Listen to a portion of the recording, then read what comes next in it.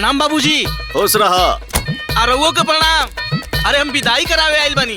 एकरा घरे के विदाई करावे आइल बड़ा। दोनों घरे विदाई करावे आइल बनी। हमार बेटी है तू कौड़ी के फटीचर मामा के साथे ना जाई। ड्राइवर साहब तू हो कान खोल के सुन ला, हमार भागिनी ये लोला खंटोला के बेटी के साथ ना जाई। अरे केकर बिटिया केकरा साथे जाई केकरा साथे ना जाई हमके का पता। हम मलकिन के फोन लगाओ तनी खुद क्लियर करी है। हाँ लगावा फोन। लगा लो फोन।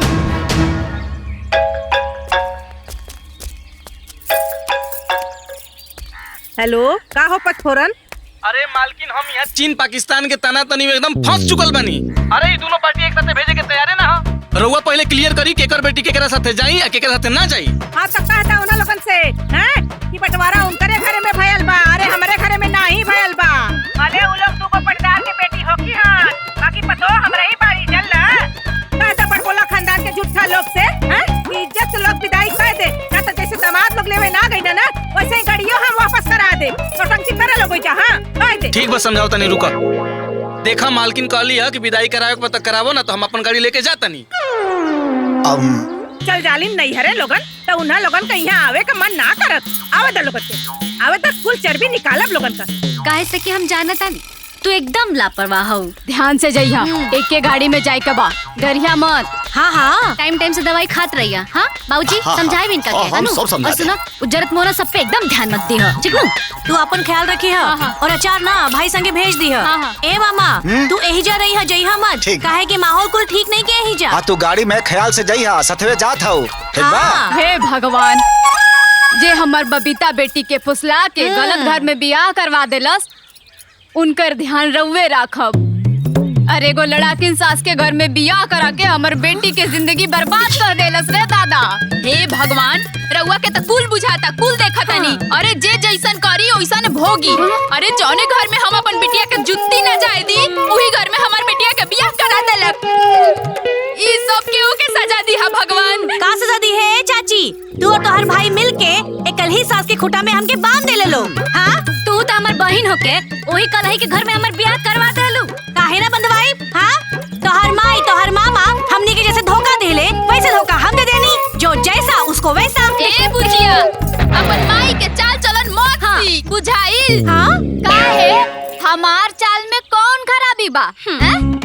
अगर तू अपन भाई के हाँ में हाँ ना मिलाऊ तो हम अपन बबीता के बियाह घर में ना करती। अरे तोरे चलते हमार बेटी उ घर में गईली। अरे जी हम ऊपर झापर देख के हो में हम मिला देनी हो। ठीक बा भीतर के जानता कि सास कैसन बा ससुर कैसन बा ये करन दिखाता ई कुल। अरे राउर बेटवा सुरेंद्र और राउर भाई देखे गइल रहलन नु। अरे उनहु के ना बुझाइल और हमरा के और हमर भाई के दोषी मत बनाओ। ठीक बा राउर बिटिया है बबीतवा असरितवा के कुल पता रहल तब सब कुछ जान के समझ के हम मिलावलस हमर सोना जैसन बिटिया के बियाह बन लायक देवर से करवा देलस। काहे तहार मर्द आनहर रहे इनका ना सास ससुर अंदर बाहर सब पता करे के चाहत रहे। देखी कैसे बोलता रही। ए भौजी अब ढेर मुंह मत खुलवावो। हैं है तहार बेटी हमार बेटी के जीवन के साथ जवन कैले बियानु वो दुश्मन भी ना करी। ढेर ना आज जौन तोहार मेहरारू और तोहार सास जौन के लिए बियाऊ हैं केहू अपन परिवार के साथ ऐसा करेला का हो? बोला ए मामा तू तो मते बोला, तोरे से हमरा नफरते हो गइल बा। तो हमनी के कौन सा तोवन लोग से मोहब्बत हो गइल बा? बस करा चुप रह तू लोग। बहुत हो गल तोहर लोग के नाटक नौटंकी।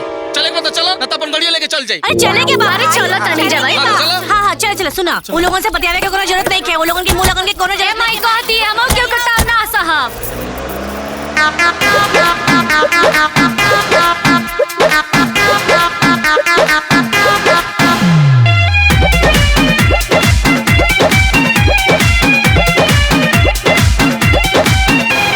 छोड़ब नाही तोहरा के रे तू समनवा, चढ़ल उतार दे हम सब तोर मनवा। ज्यादा बकर बकर मत कर। ए चुप। अरे छोड़ब नाही तोहरा के रे तू समनवा, चढ़ल उतार दे हम सब तोर मनवा। अपन पावर बता दे आ तोके पानी पिया दे बुझले। तोहरा बोलिया से माथा सनक जाता, तोहरा बोलिया से माथा सनक जाता। तोके देख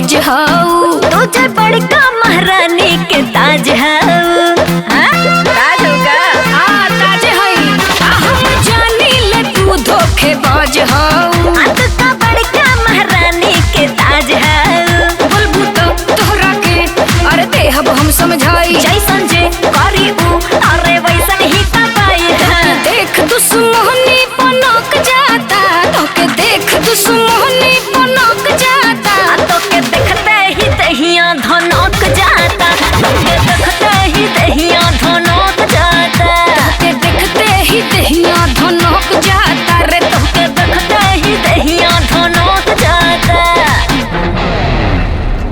बड़ अपना आपके पापा के परी समझेली। आ गई नी महारानी लोगन लोढ़ा के तरह मुंह लेके अब रोज रोज यानी के थोबड़ा हमके देख चिल्ला ले के इंदिरा हासन के परी समझेली। अरे समझे नी ना पापा के परी रहे दी जब हम अपन नैहर से ससुरा के द्वार पे अकेले आ सकता नहीं तो अपन कमरा में भी चल जाए हमके राउर और राउर घर के तो ऐसा आना चाहिए। अरे जहाँ हमार जुत्ती आवे के रहे ना वहाँ हम बहु बोल के आ गई सटी मत हटे हमरा लगे से। अरे हम शान से जियल बनी शान से जिए।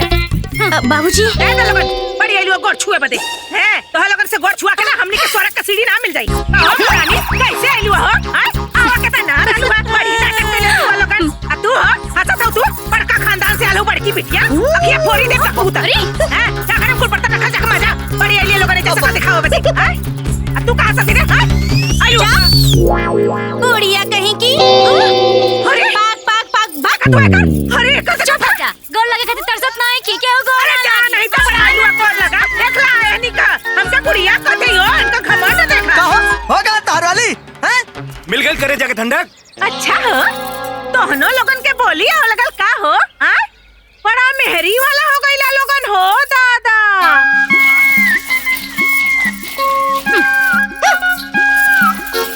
हाय देखा अब ले मसल मसल सब्जियां चिराता पता नहीं खाना कब ले बनी है भगवान।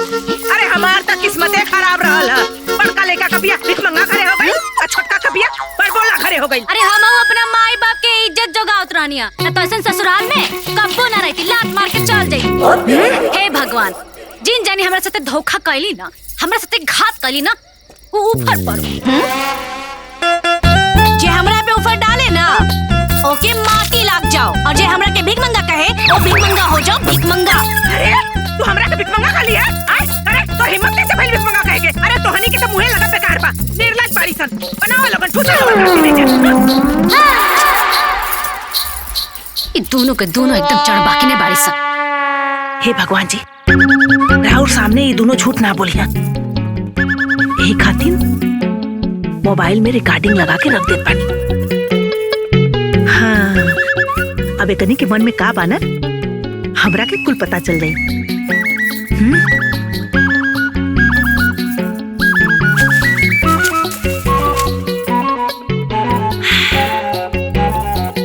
हे भगवान रहुआ तो कुल जनते बानी यानी कि हमार चुप जियाद रे बाड़ी।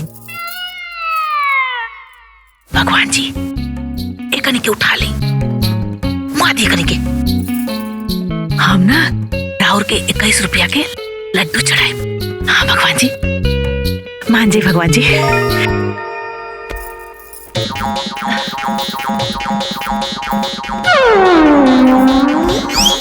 दादा हाँ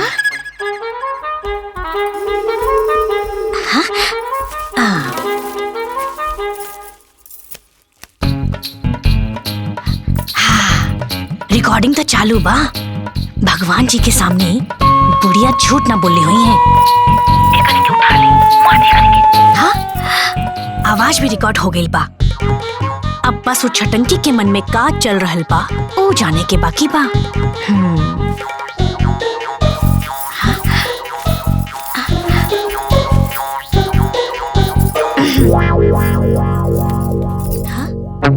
देखी भगवान जी वो बुढ़िया हमरा खातिर बेल पत्र नहीं खे रखले। वो दोनों जने ना हमार दुश्मन बाड़ी सन। भगवान जी वो दोनों के उठा ली। हाँ हम ना 31 रुपया के लड्डू चढ़ाए उठा ली। हाँ हाँ कृष्णा कृष्णा।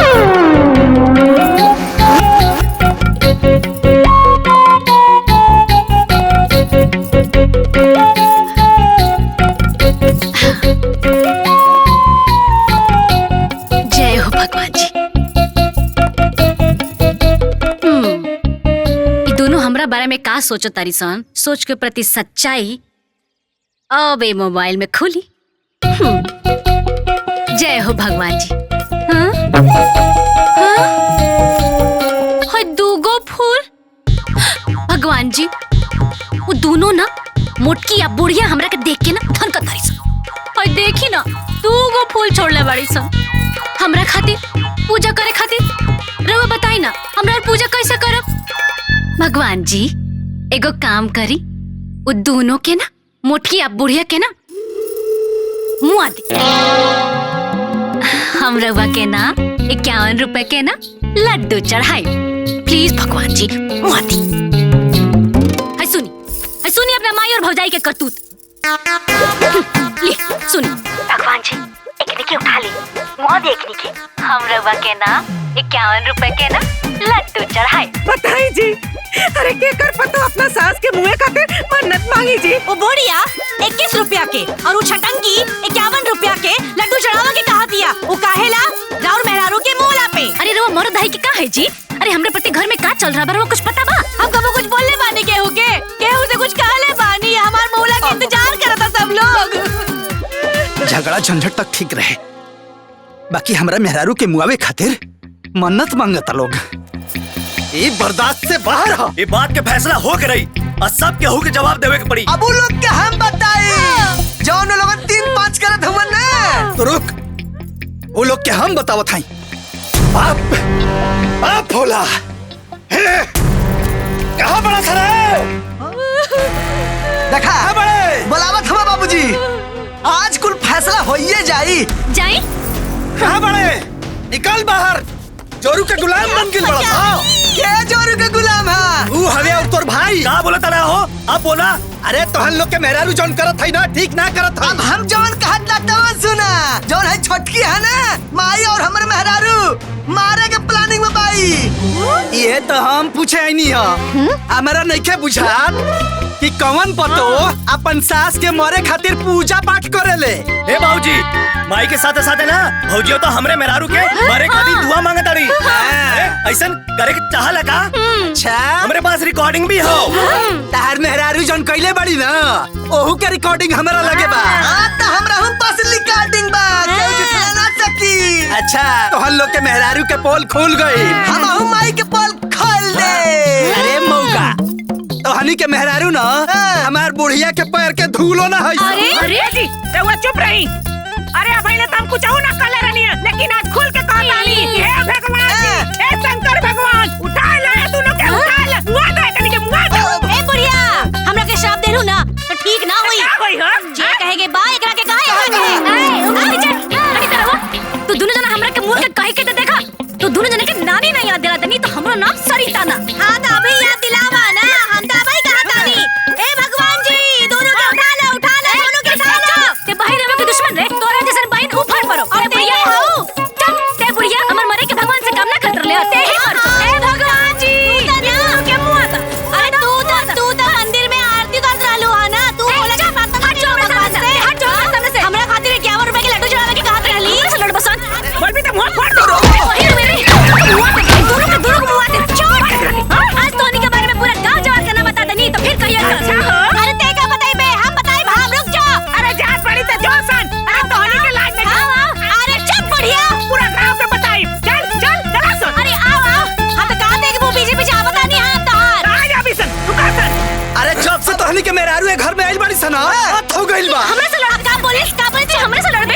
अरे भेजा एकरी लेखा हम आज ले देखले नहीं की। हम तोहनी के बता ले बड़ी। का बोले से हमके कहा के ना हम हमारा हाथ छोड़ हमारा हाथ छोड़ कहां चल।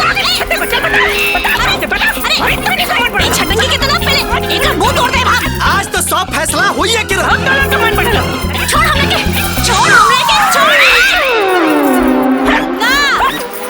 ना बोले सा हमरा के मरबे ते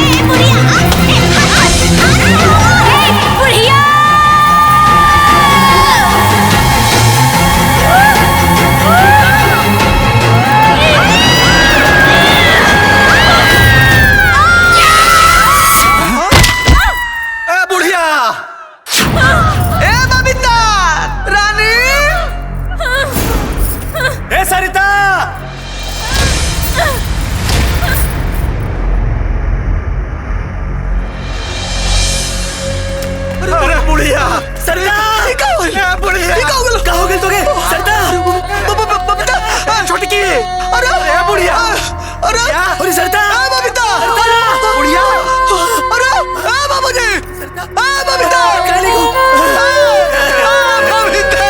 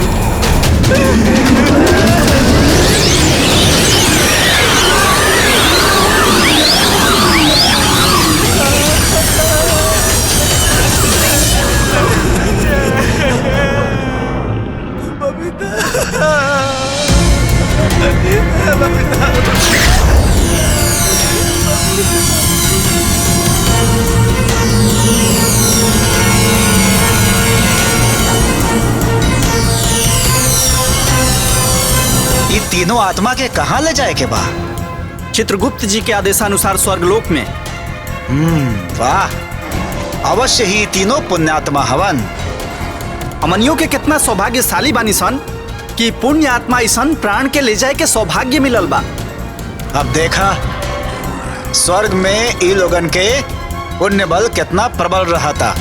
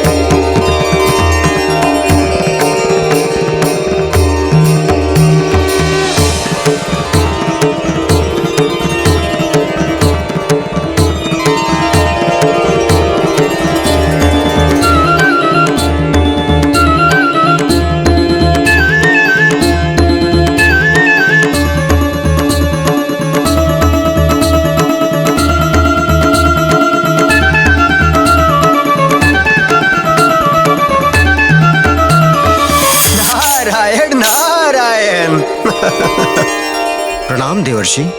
प्रणाम मुनिवर। हमार स्वर्गलोक में रउआ स्वागत बा।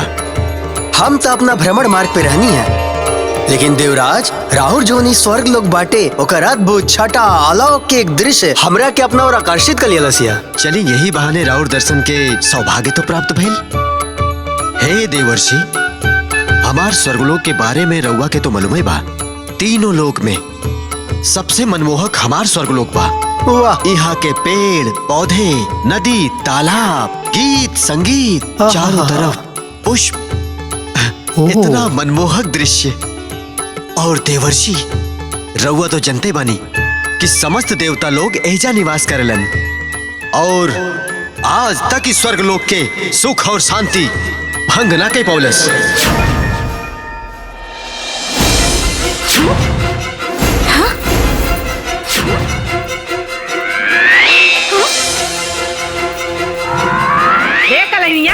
करे तोनी के हमरे घर में कौन सुख ना मिलल रे? आय बताओ सन। आय ए बुढ़िया, कौन सुख के बात करता रे? हाँ, 24 घंटा काच काच काच काच। हाँ, ना बोले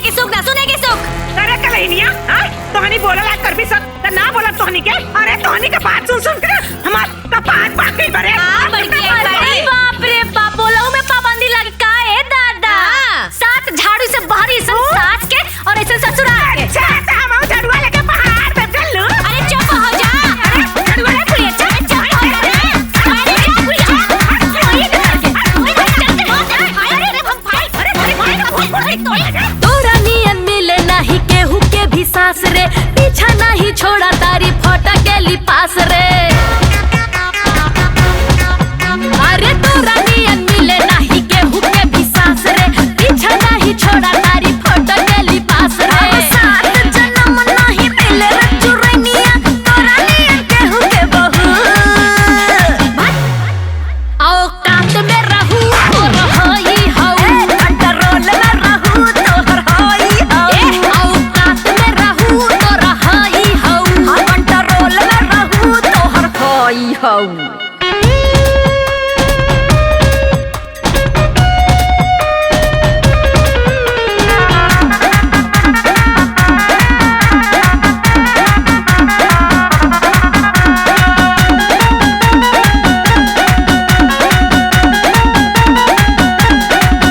तोरा ला शरम ना बाटे, बोलिया कीड़ा जैसे काटे मोला छिनिया रे। तोहर बाप ठगो हरवा, हमर फूक देले घरवा कुला छिनिया रे। हमरा आगे आगे मुंह जाती खोला दीदा मारब की पसार जइबी। हमर धोखा से करावली पिया हवा हमार की बहार जइबी। अरे कावला भी बतिया तू हमर समनवा, जिभिया संभर के कहू बुझली। आओ काट में रहू तोर होई हऊ, कंट्रोल में रहू तोहर होई हऊ। आओ काट में रहू तोर होई हऊ, कंट्रोल में रहू तोहर होई हऊ। तोर हई हऊ नाश को के रख देले बड़ी सन, तोहरा जैसन बहू तो सात घर दुश्मन के भी ना मिले। अच्छा सास मतीन सास रहे त रहे, पर नचिया ते ऊपर पड़ जाओ। हट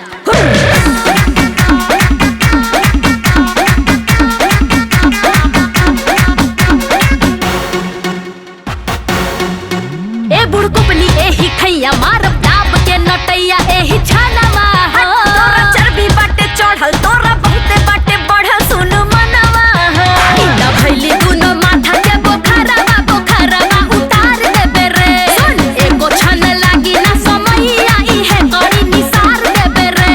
आजा दा बड़बड़ाई बिता सुनो कंटहिनिया, देह से निसार देबलहू।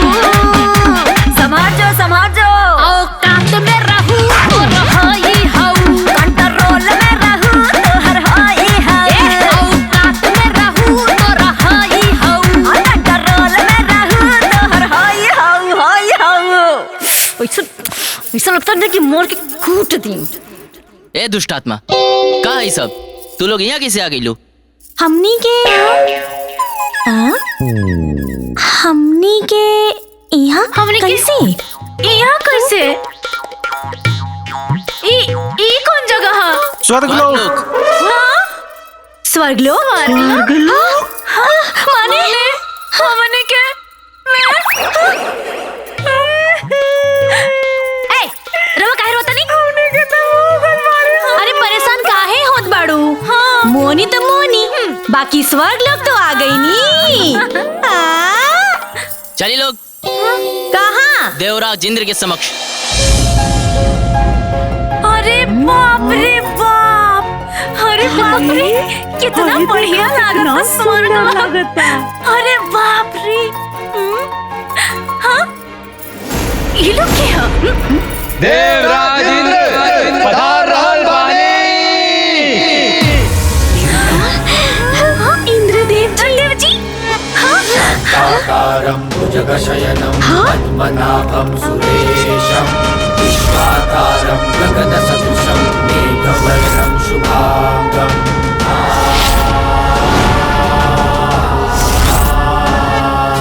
शान्ताकारं भुजगशयनं पद्मनाभं सुरेशं विश्वाकारं गगनसदृशं मेघवर्णं शुभांगं। अरे बाप रे बाप, इंद्र भगवान जी। ओ पहले तो हम खाली पूजे पाठ में सुन ले रहनी हम,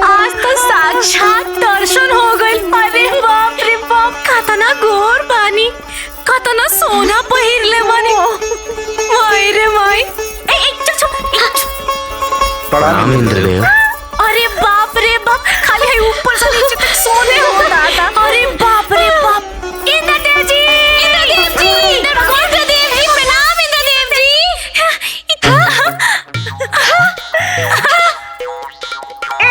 इंद्र भगवान। सुनी ना, बाकी रवा ना एगो काम बहुते गलत कह देनी जी। अरे का जरूरी रहल ब्राज में इतना बरखा बरसौला के? बेचारी कुल कितनी गाय सन बह गई। अरे यही से तो किशन भगवान अपन कानी अंगुरी पे वृंदावन पर्वत के उठा के इनका घमंड तोड़ दिले।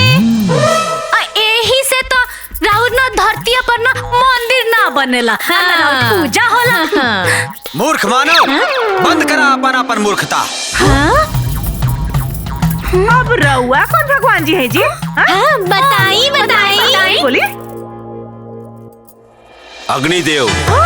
अग्निदेव, अग्निदेव।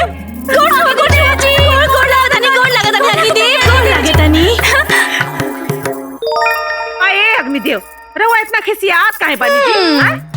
अच्छा रउआ बताई, काहे में इंद्र भगवान की गलती बा कि ना बा? बोली। अब काहे चकपका गई नी जी? बोली बोली। हाँ। के हाउ तू लोग? अरे रउआ कौन भगवान जी है जी? बताई बताई। हाँ बोली बोली। वरुण देव। अरे पानिया वाला भगवान जी। गोड़ लगा। जानता नहीं वरुण देव, हाई दोनों कमीनी सन ना हमार पतो सन। हाँ। आई बुढ़िया, हमनी के साथ हई।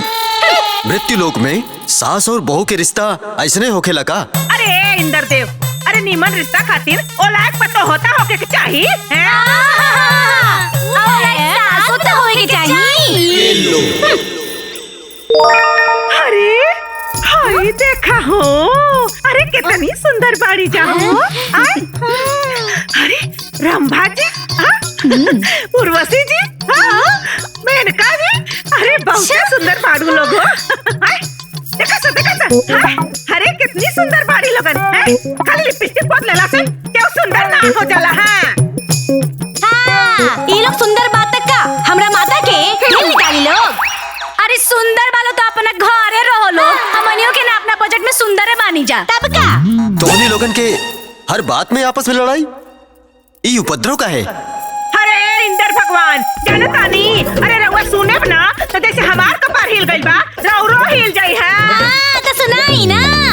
तुझे सुनाई और सुनी।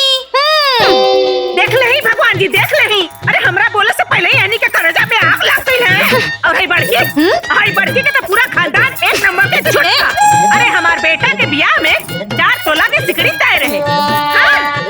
जानता नहीं इंद्र भगवान, ये हवा होता है कुछ पलट के गई ना। हे भगवान, ये बुढ़िया तो झूठ बोले के कारखाना हो गई बाड़ी, सिकड़ी तय ना रहे। अच्छा तते इंद्र भगवान का क्रिया खा के तो कहते रहे हो क्रिया? खाली इंद्र भगवान के ना, पूरा देवता लोग के क्रिया खा के कहा तानी कि सिकड़ी तय ना रहे। ए बुढ़िया, ना तो हमार माँ इतना कुछ देले बाड़ी, एक सिकड़ी ना देती। बता इंद्र भगवान जी, अरे कमीनी के मामा हमार बियाह बुढ़िया के घर में करा के हमार जिंदगी बर्बाद कर देला है। ए इंद्र भगवान, ये हमार बहन होके हमरा मामा के बदला हमरा से लेहलस ई बुढ़िया के घर में बियाह करा के। ना तो हम ए बुढ़िया के घर में कब बियाह करके ना आईती, हमर जूती आई। जूती आई तो वह जूती उठा के ना तो तोरे माई बाबू के कपड़ा पर होड़ देती। कहा देता नहीं हमरा माई पर मत जाइया, मत जाइया, कहा देता नहीं तो मुंह फोड़ देता। शांत। हमरा के ई ना समझ में आवता कि तोहनी लोगन के स्वर्ग लोक में आगमन कैसे भइल? अरे इंद्र देव, अरे हमनी के तो इंसान बानी जा, इतना रहुए न बताए कि हमनी के एजा कैसे आनी जा। हाँ? ऐसा दानव प्रवृत्ति आत्मा स्वर्ग लोक में रहे के लायक नहीं खे। यमदेव के हमरा समक्ष उपस्थित कैल जाओ।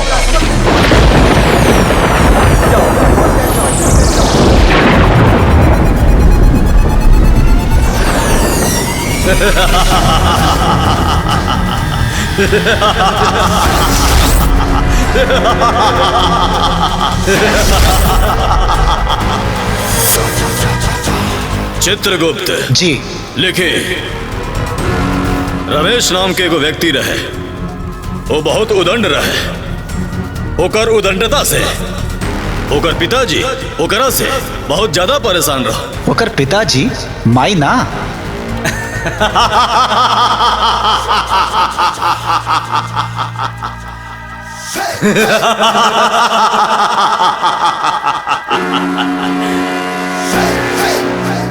चित्रगुप्त, तू तो कितना बड़ा नटखट बड़ा।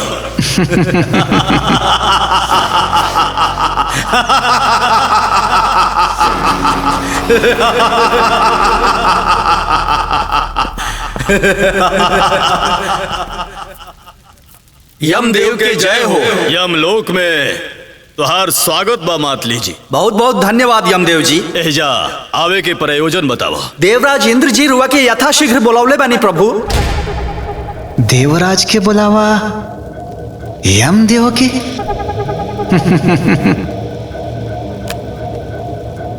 सुन के चित्त प्रसन्न हो गए। अब प्रस्थान में विलंब का है? अब प्रस्थान में कोनो विलंब ना हो चित्रगुप्त। अब हमने अभी के अभी प्रस्थान करा। जवन आज्ञा यमदेव जी। इंद्रदेव के द्वारा राहुरी निमंत्रण के बारे में सोच के हमारा मन में बहुत कौतूहल होता। ये कौतूहल के कारण लागा था कि इंद्रासन में रवो आसन लागी। इंद्रदेव के समस्त देवगढ़ में रवो गिनती हुई प्रभु।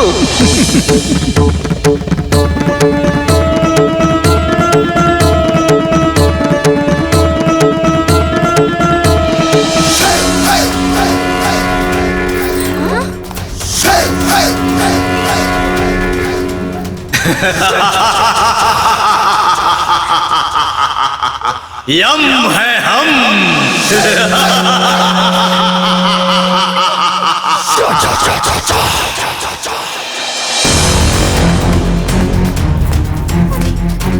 प्रणाम यमदेव। देवराज इंद्र के प्रणाम।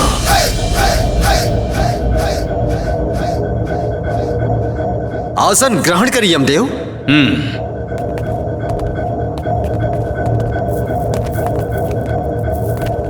देवराज इंद्र, हमारा के देवलोक में बुलावे के कारण हमरा स्वर्ग लोक में विपदा पड़ल बा यमदेव। विपदा? ओह, कौन ऐसा असुरी शक्ति बा जवानी करे के दुस्साहस कैलाश? ये तीनों मानव आत्मा यमदेव। और हमरा ये नहीं के समझ में आवत कि तीनों मानव आत्मा के स्वर्ग लोक में प्रवेश कैसे भइल। ये जरूर कोई पुण्यात्मा लोग हुई देवराज। ये पुण्यात्मा हुई है चित्रगुप्त जी। जब से ये लोग स्वर्गलोक में प्रवेश कैले बा तब से पूरा स्वर्गलोक में उथल पुथल मच गई बा। चारों तरफ अशांति फैल गई बा। ना यमराज जी, एमे हमार कौनो दोस्त नहीं के। हम सच कहता नहीं। एमे कोई दोस्त ना। हाय दोनों कलहिन के बा। ये नहीं के बा। ए झूठी, एक नंबर के झूठी। ना यमराज जी, ये बुढ़िया एक नंबर के झूठ बोलता रही। हमार कोनो दोस्त नहीं के। सारा दोस्त ना इन आगे लोग के बा। ना यमराज जी, हम अपना माई के किरिया खा के कहता नहीं। हमार कोनो दोस्त नहीं के। सारा दोस्त ये दोनों पगलटवा सन के बा। का कलिया थे? हमरा के पगलटवा कलिया? और खानदान पगलटवा। अच्छा, तू हमरा के काला ही कबू पगलेट कबू तो हम तोरा के छोड़ दे। हम ना कहब, हमहू कहब। हां, तो लड़ाकी लोग के सुगा गाय नानु कहाई। अरे बाप रे बाप, चलानी हसे सुपावा के जेकर में खुद 32 गो छेद बा। पूरा इंद्रासन देखता के चलनी है और के सूप है। के चलनिया हुए। हां कहानी। हां कहानी का बीता। हां का कर लेबे दोनों ना कर लेबे। अरे ई का करत बा लोग?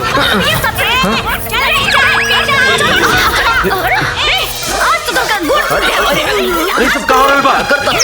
अरे रुका इन लोग के। अरे ई का हो रहल बा?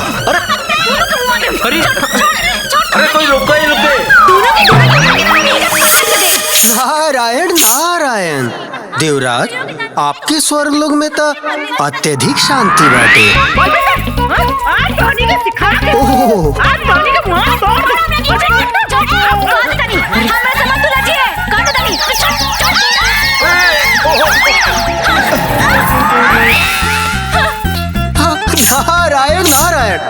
यमराज ये सब का हो रहल बा?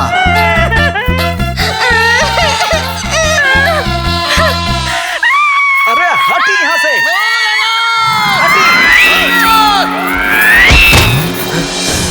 दुष्ट मानव, तोहनी लोगन के स्थान स्वर्ग लोक में नहीं क्या हो सका।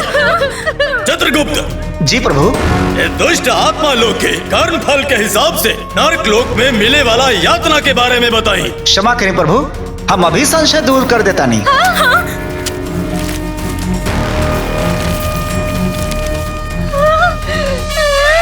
लेखा मिल गई प्रभु। कर्म फल के हिसाब से इन लोगन के स्थान नरक में बा। इन लोगन के यहाँ आगमन कैसे हो गए चित्रगुप्त जी? भूलवश देव। यथाशीघ्र तीनों के नरक लोक में भेज दिया जाए।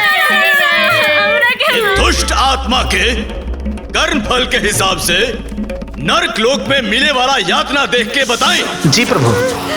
प्रथम आत्मा राशि नाम चमेली, पुकार नाम सुथनी देवी, संबंध सास, कर्म फल के सूची, दोनों बहू के सतावल, मन में दोनों के प्रति दुर्भावना राखल, स्वभाव में कर्कशा, विचार निम्न कोटि के, इनकरा के अत्यंत गरम तेल में तले के यातना दिलाई।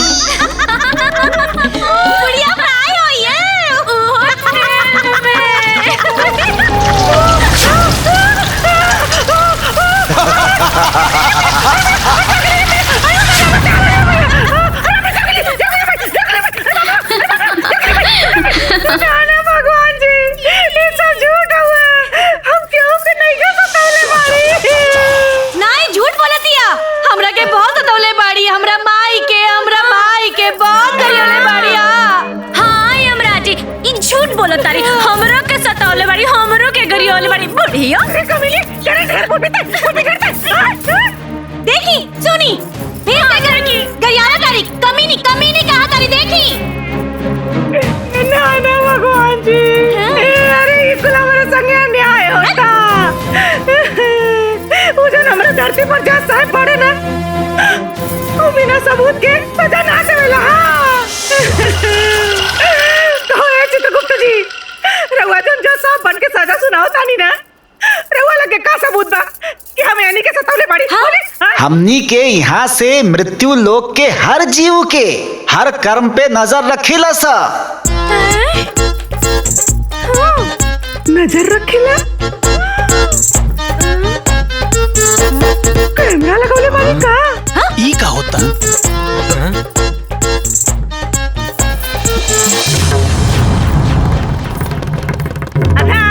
देखो मोबाइल तो हाईलाइट नहीं के?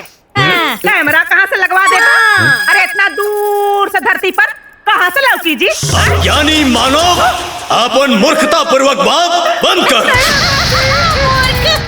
चित्रगुप्त, आगे के कर्म फल पढ़ी और नरक लोक में मिले वाला यातना के बारे में बताई। जी। द्वितीय आत्मा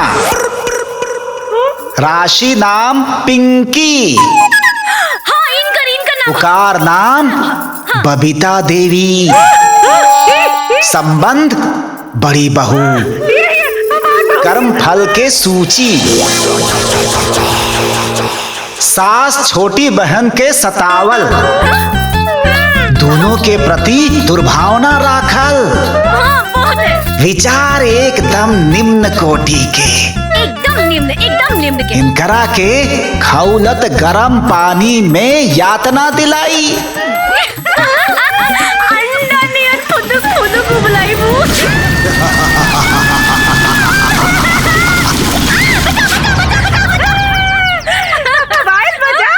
आयल मजा अंडा नियन। ना भगवान जी, ऐसे ना चली। हम तो ये बुढ़िया से एगो गलत काम कैले बानी। बराबर की सजा काहे? हाँ ना भगवान जी, ये ना हमारे दाल में एकदम बेसी नमक डाला रही है और ना हमारे सब्जी में बेसी मिर्च डाला रही है। आता ये तो लिखाई लाई लिखे, एकरा के लिखे। हाँ यमराज जी, हमार लिपस्टिक चोरौली, हमरे से साड़ी मंगली देखे खातिर साड़ी फाड़ के दे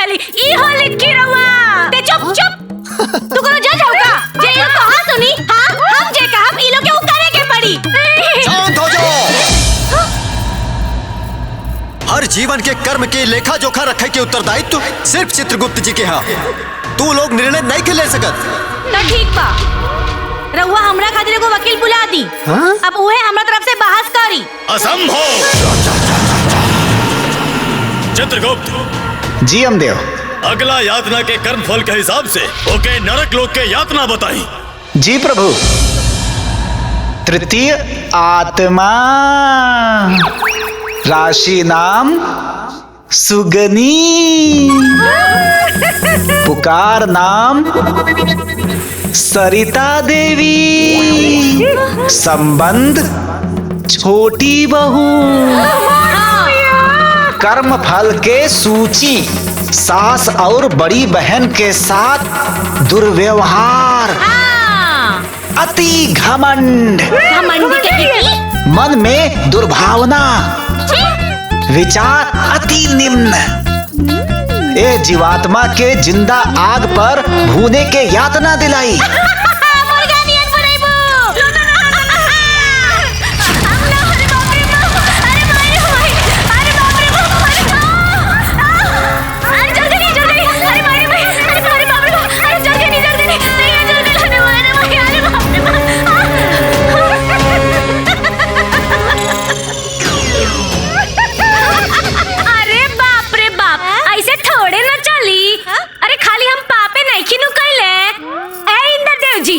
सुनिए मत बात, हम पुण्य भी कैले बानी। 8वां में जब पढ़त रही ना तब बाहुला कैनी एक, देखी और सुनी अनंत चतुर्दशी कैनी 2, और सुनी अपना माई के साथे गंगा नहाए गइल रहनी 3। झूठ बोलतिया।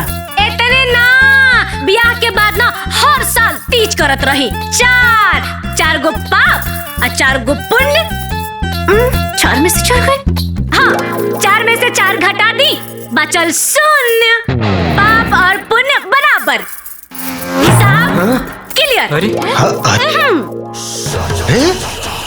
हाँ, सत्य कथन देवी देवराज, सत्य कथन। अच्छा हो रे झूठी रे करे और जब तिजिया बुक कर रही अच्छा अपन मरद से झगड़वा कैले रही तवन ना न जोड़ाई है। हम कहनी कि तू कहले। अरे बाकी के बात हमरा से सुना। अच्छा हम बतानी।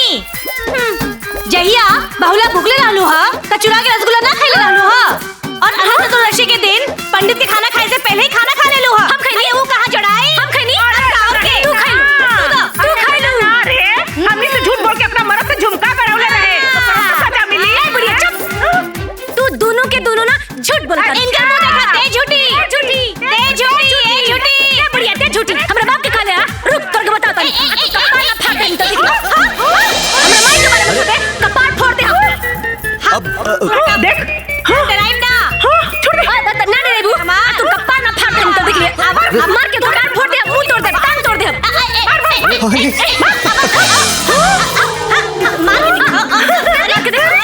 अरे का हो रहल बा? अरे के रोकी इनके।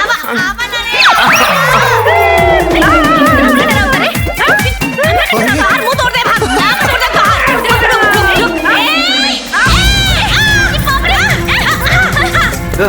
ते हमरा कमर पे मार के मुआये दे। ते आओ अरे ते आवा ना। काले ऊपर ये है तो लगन का हे वरुण दे हटा हम चढ़ हटा। अरे आवा ना। ओ तावा अरे चुप, बड़की आइल बाड़ी बर्फ का बर्फ फूटे। आवा हमरा लगे वरुण देव के अस्त्र चीर दे त हमरा लगे वायु देव के हथियार बा मार के कपारे फाड़ दे। अब तोहर हमारे हाथ में चंदर देव का हथियार बा। नारायण नारायण प्रभु। अरे आवा ना आवा। अरे ते आवा छोड़ दे बड़ कपड़ के मुंह तोड़ दे। शांत हो जाइए, शांत हो जाइए।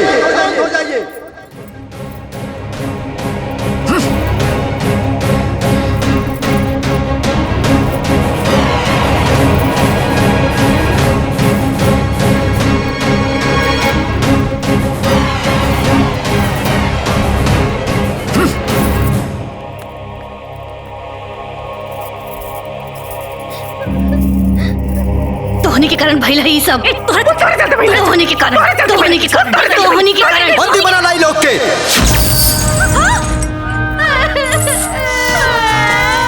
अरे भाई रे भाई हम कुछ ना कहनी होई नर्क में ऐसा यात्रा देवे के तैयारी करा कि कोनो भी जीवात्मा स्वर्ग लोक में ऐसा अशांति फैलावे के दुस्साहस ना कर सके। हाँ, सही कहा था। ले जाए लोग के।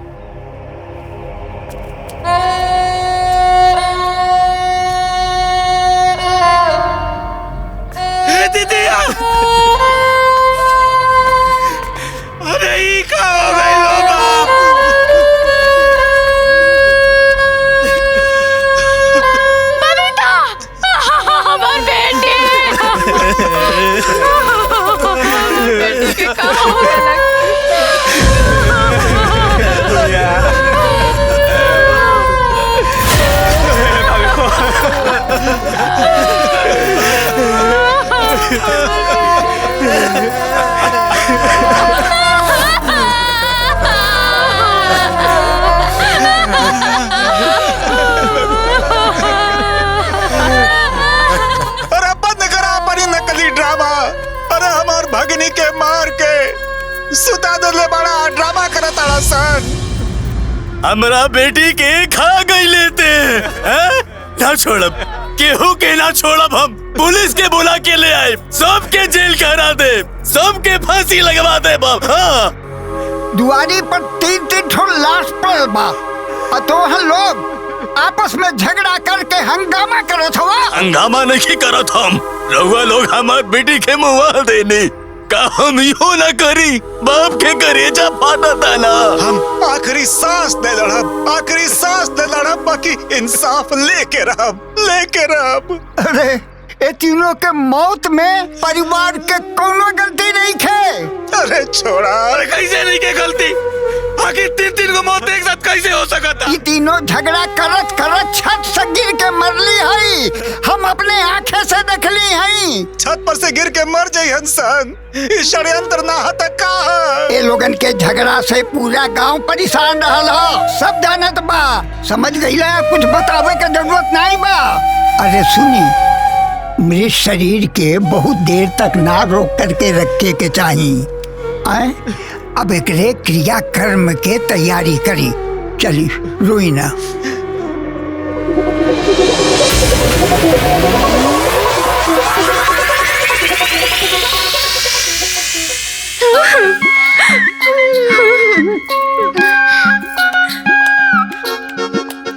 ए अम्मा, अम्मा, अम्मा जी, सुनत नहीं की का? अम्मा जी कइले रहलू लोगन? तोहा लोगन के फटीचर मुंह से ना अम्मा जी निक नहीं लागत। दुश्मनवा कहा लोग? दुश्मनवा? ए दुश्मनवा। बोल दुश्मनवा। देखा, ई ना हमनियों के आखिरी मिलन बा। हाँ, आखिरी प्यार बा, आखिरी दुलार बा। एकरे बाद तो हमनियों के करनी के हिसाब से ना नरक में फल भोगिए के बा। अरे बाप रे बाप, अरे हम नरकवा में ना जाइब हो दादा। अरे नरकवा में सप्पवा, बिछिया, गुजरवा सब रहेला सन। अरे शांत हो जा, ओही जो मकड़ी हो रहे हैं। अरे बाप रे बाप। चुप, शांत रहो।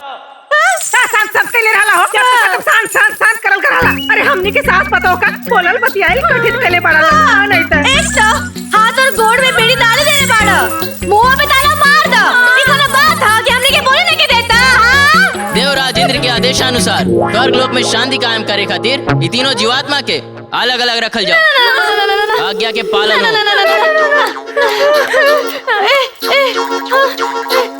ए दुश्मनवा। बोल दुश्मन। अरे भाई हमनी के अपना में एकता बना के नु रखे के बा। अगर ये हमनी के सास बहू के अलग अलग कर दिया सन तो हमनी के सास बहू के पार्टी कमजोर ना हो जाए। ऐसे कहता नहीं माफी मांग लेवे के। हे स्वर्ग लोक के देवता महादेवता लोग हमनी के चिलम चिल्ली ना करब राई मां शरणागतम।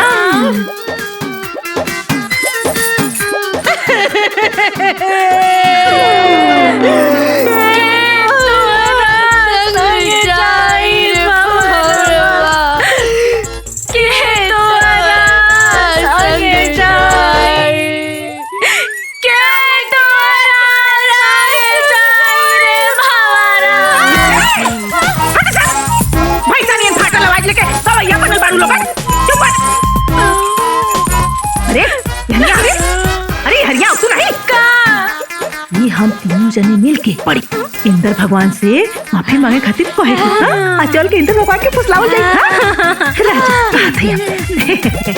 हे सिपाही जी हमने के ना इंद्र भगवान से मिले के बा। वो अभी क्या अभी भाई ठीक बा।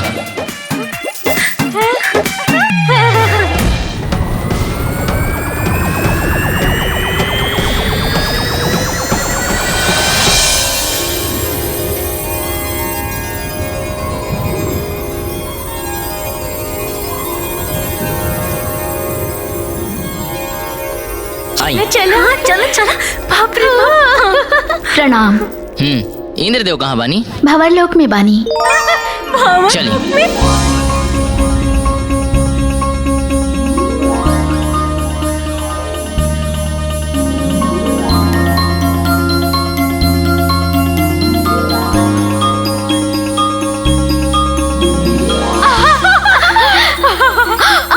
प्रभु वो देखी।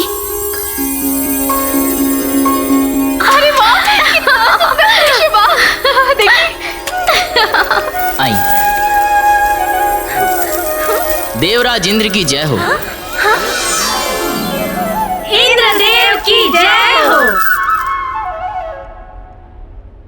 यहाँ पे ई लोगन के आवे के का उद्देश्य बा मातली? प्रभु ई लोग और दर्शनाभिलाषी है। तुम्ही हो माता पिता, तुम्ही हो बंधु सखा, तुम्ही हो नैया, तुम्ही खेवैया, हम है याचक दाता, तुम्ही हो। का बात बा मानव? हे इंद्रदेव हमरा धरती पर ना जेकरा के भी मौत के सजा सुनावल जाला ओकरा से ओकर आखिरी इच्छा जरूर पूछल जाला। हाँ रउआ तो महान है, भगवान है, रउआ तो दयालु है, कृपालु है। तो का इंद्रदेव हमनी से हमनी का आखिरी इच्छा ना पूछब का रउआ? नाना देवराज ये लोग बहुत दुष्ट प्राणी लोग बा। ये लोग के मन में धूर्तता है। ये लोग पे भरोसा कईल अनुचित बा प्रभु। अरे रंभा बिटिया, अरे तू तो हमारे बिटिया जैसन हो ना, तो का तोहरा के अपने माई पर भरोसा नहीं खे? ए मेनका तू तो हमार बहन जैसन हो। वो कहा ना कि हमार फुआ की बिटिया के नाम ना मेनका है, तो हम उनका के मेनका बहन कहत रहनी। बड़ बहन की लाज रख लो मेनका बहन। उर्वशी सखी, धरती पर हमरो सखी के नाम ना उर्वशी है, आ तोहरो नाम उर्वशी बा, तो तू हम सखी बहनी काका। इतना बड़ा स्वर्ग में हमनी के आखिरी इच्छा ना पूछल जाई भगवान। हाँ प्रभु ई लोग के मनोकामना पूर्ण करी। नारायण नारायण। प्रणाम देवर्षि। प्रणाम मुनि ऋषि। देवराज आज पहली बार जीवात्मा परमात्मा से याचना कर रहल बा। रउआ अपने उदारता के परिचय दे। तोहनी लोगन की आखिरी इच्छा का बा मानव? बोल प्रभु हमने के आखिर तो नरक में जाही के बा, तो एक बार बस एक बार ना इस स्वर्ग के ना सुख दे दी। हाँ प्रभु स्वर्ग के सुख दे दी ना। ये तीनों जीवात्मा के नर्क गमन से पहले ये बंधन से मुक्त करके स्वर्ग के सुख देवल जाओ। जो आ गया देवराज। नारायण नारायण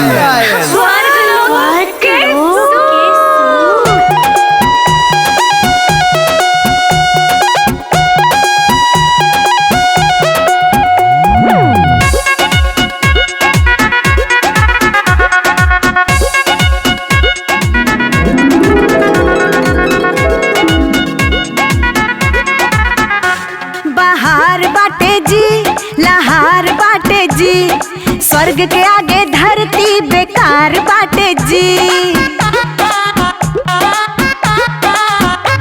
बाहर बाटे जी, लहार बाटे जी। अरे स्वर्ग के आगे धरती बेकार बाटे जी।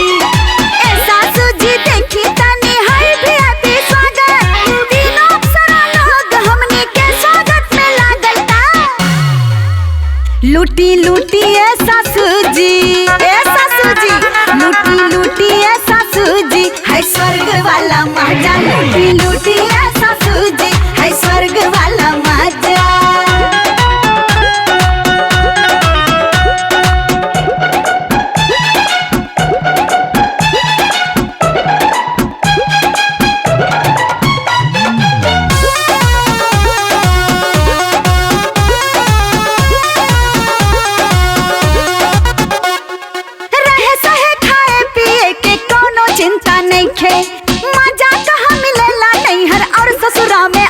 सिस्टम स्वर्ग वाला जी सब ठीक लागता। आदर भाव देख के बड़ा नीक लागता। स्वर्ग में अब रहे के लगाई तनी आदत। तीनों अप्सरा लोग हमने के स्वागत में लागता। लूटी लूटी ऐसा सूझी लूटी लूटी ऐसा सूझी है स्वर्ग वाला मजा। लूटी लूटी ऐसा सूझी है स्वर्ग वाला मजा।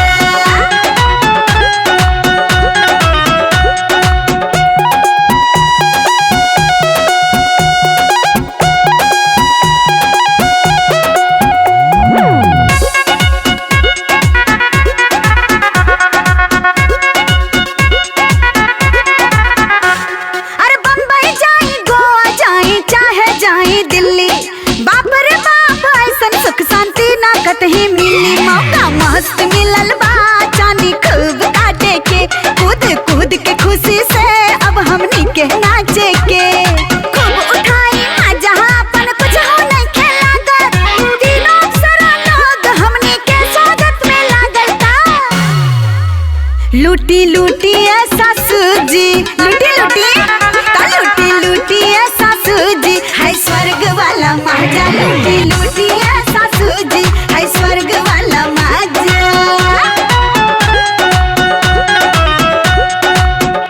उफ, बाहर है भाई। अरे मोरी मैया रे।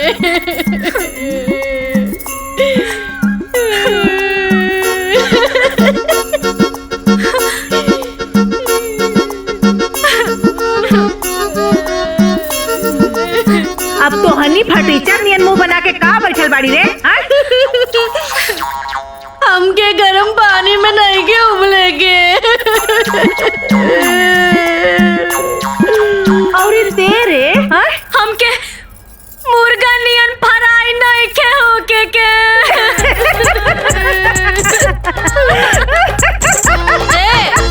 पगला गल बड़ी का। ए बुढ़ियो ढेर हंसा जान। तू फराई हो तेले में। हाँ हंसला हंसला। अरे आप क्यों फ्राई उराई ना हो यहाँ। काहे यमराज तो आप रिश्तेदार बड़े का। अरे हम यमराज का माई है। ए जाई वो लोगन के वजह से कुल बता दे। यहाँ आवा लोगन। बोल इधर कर लियो। हाँ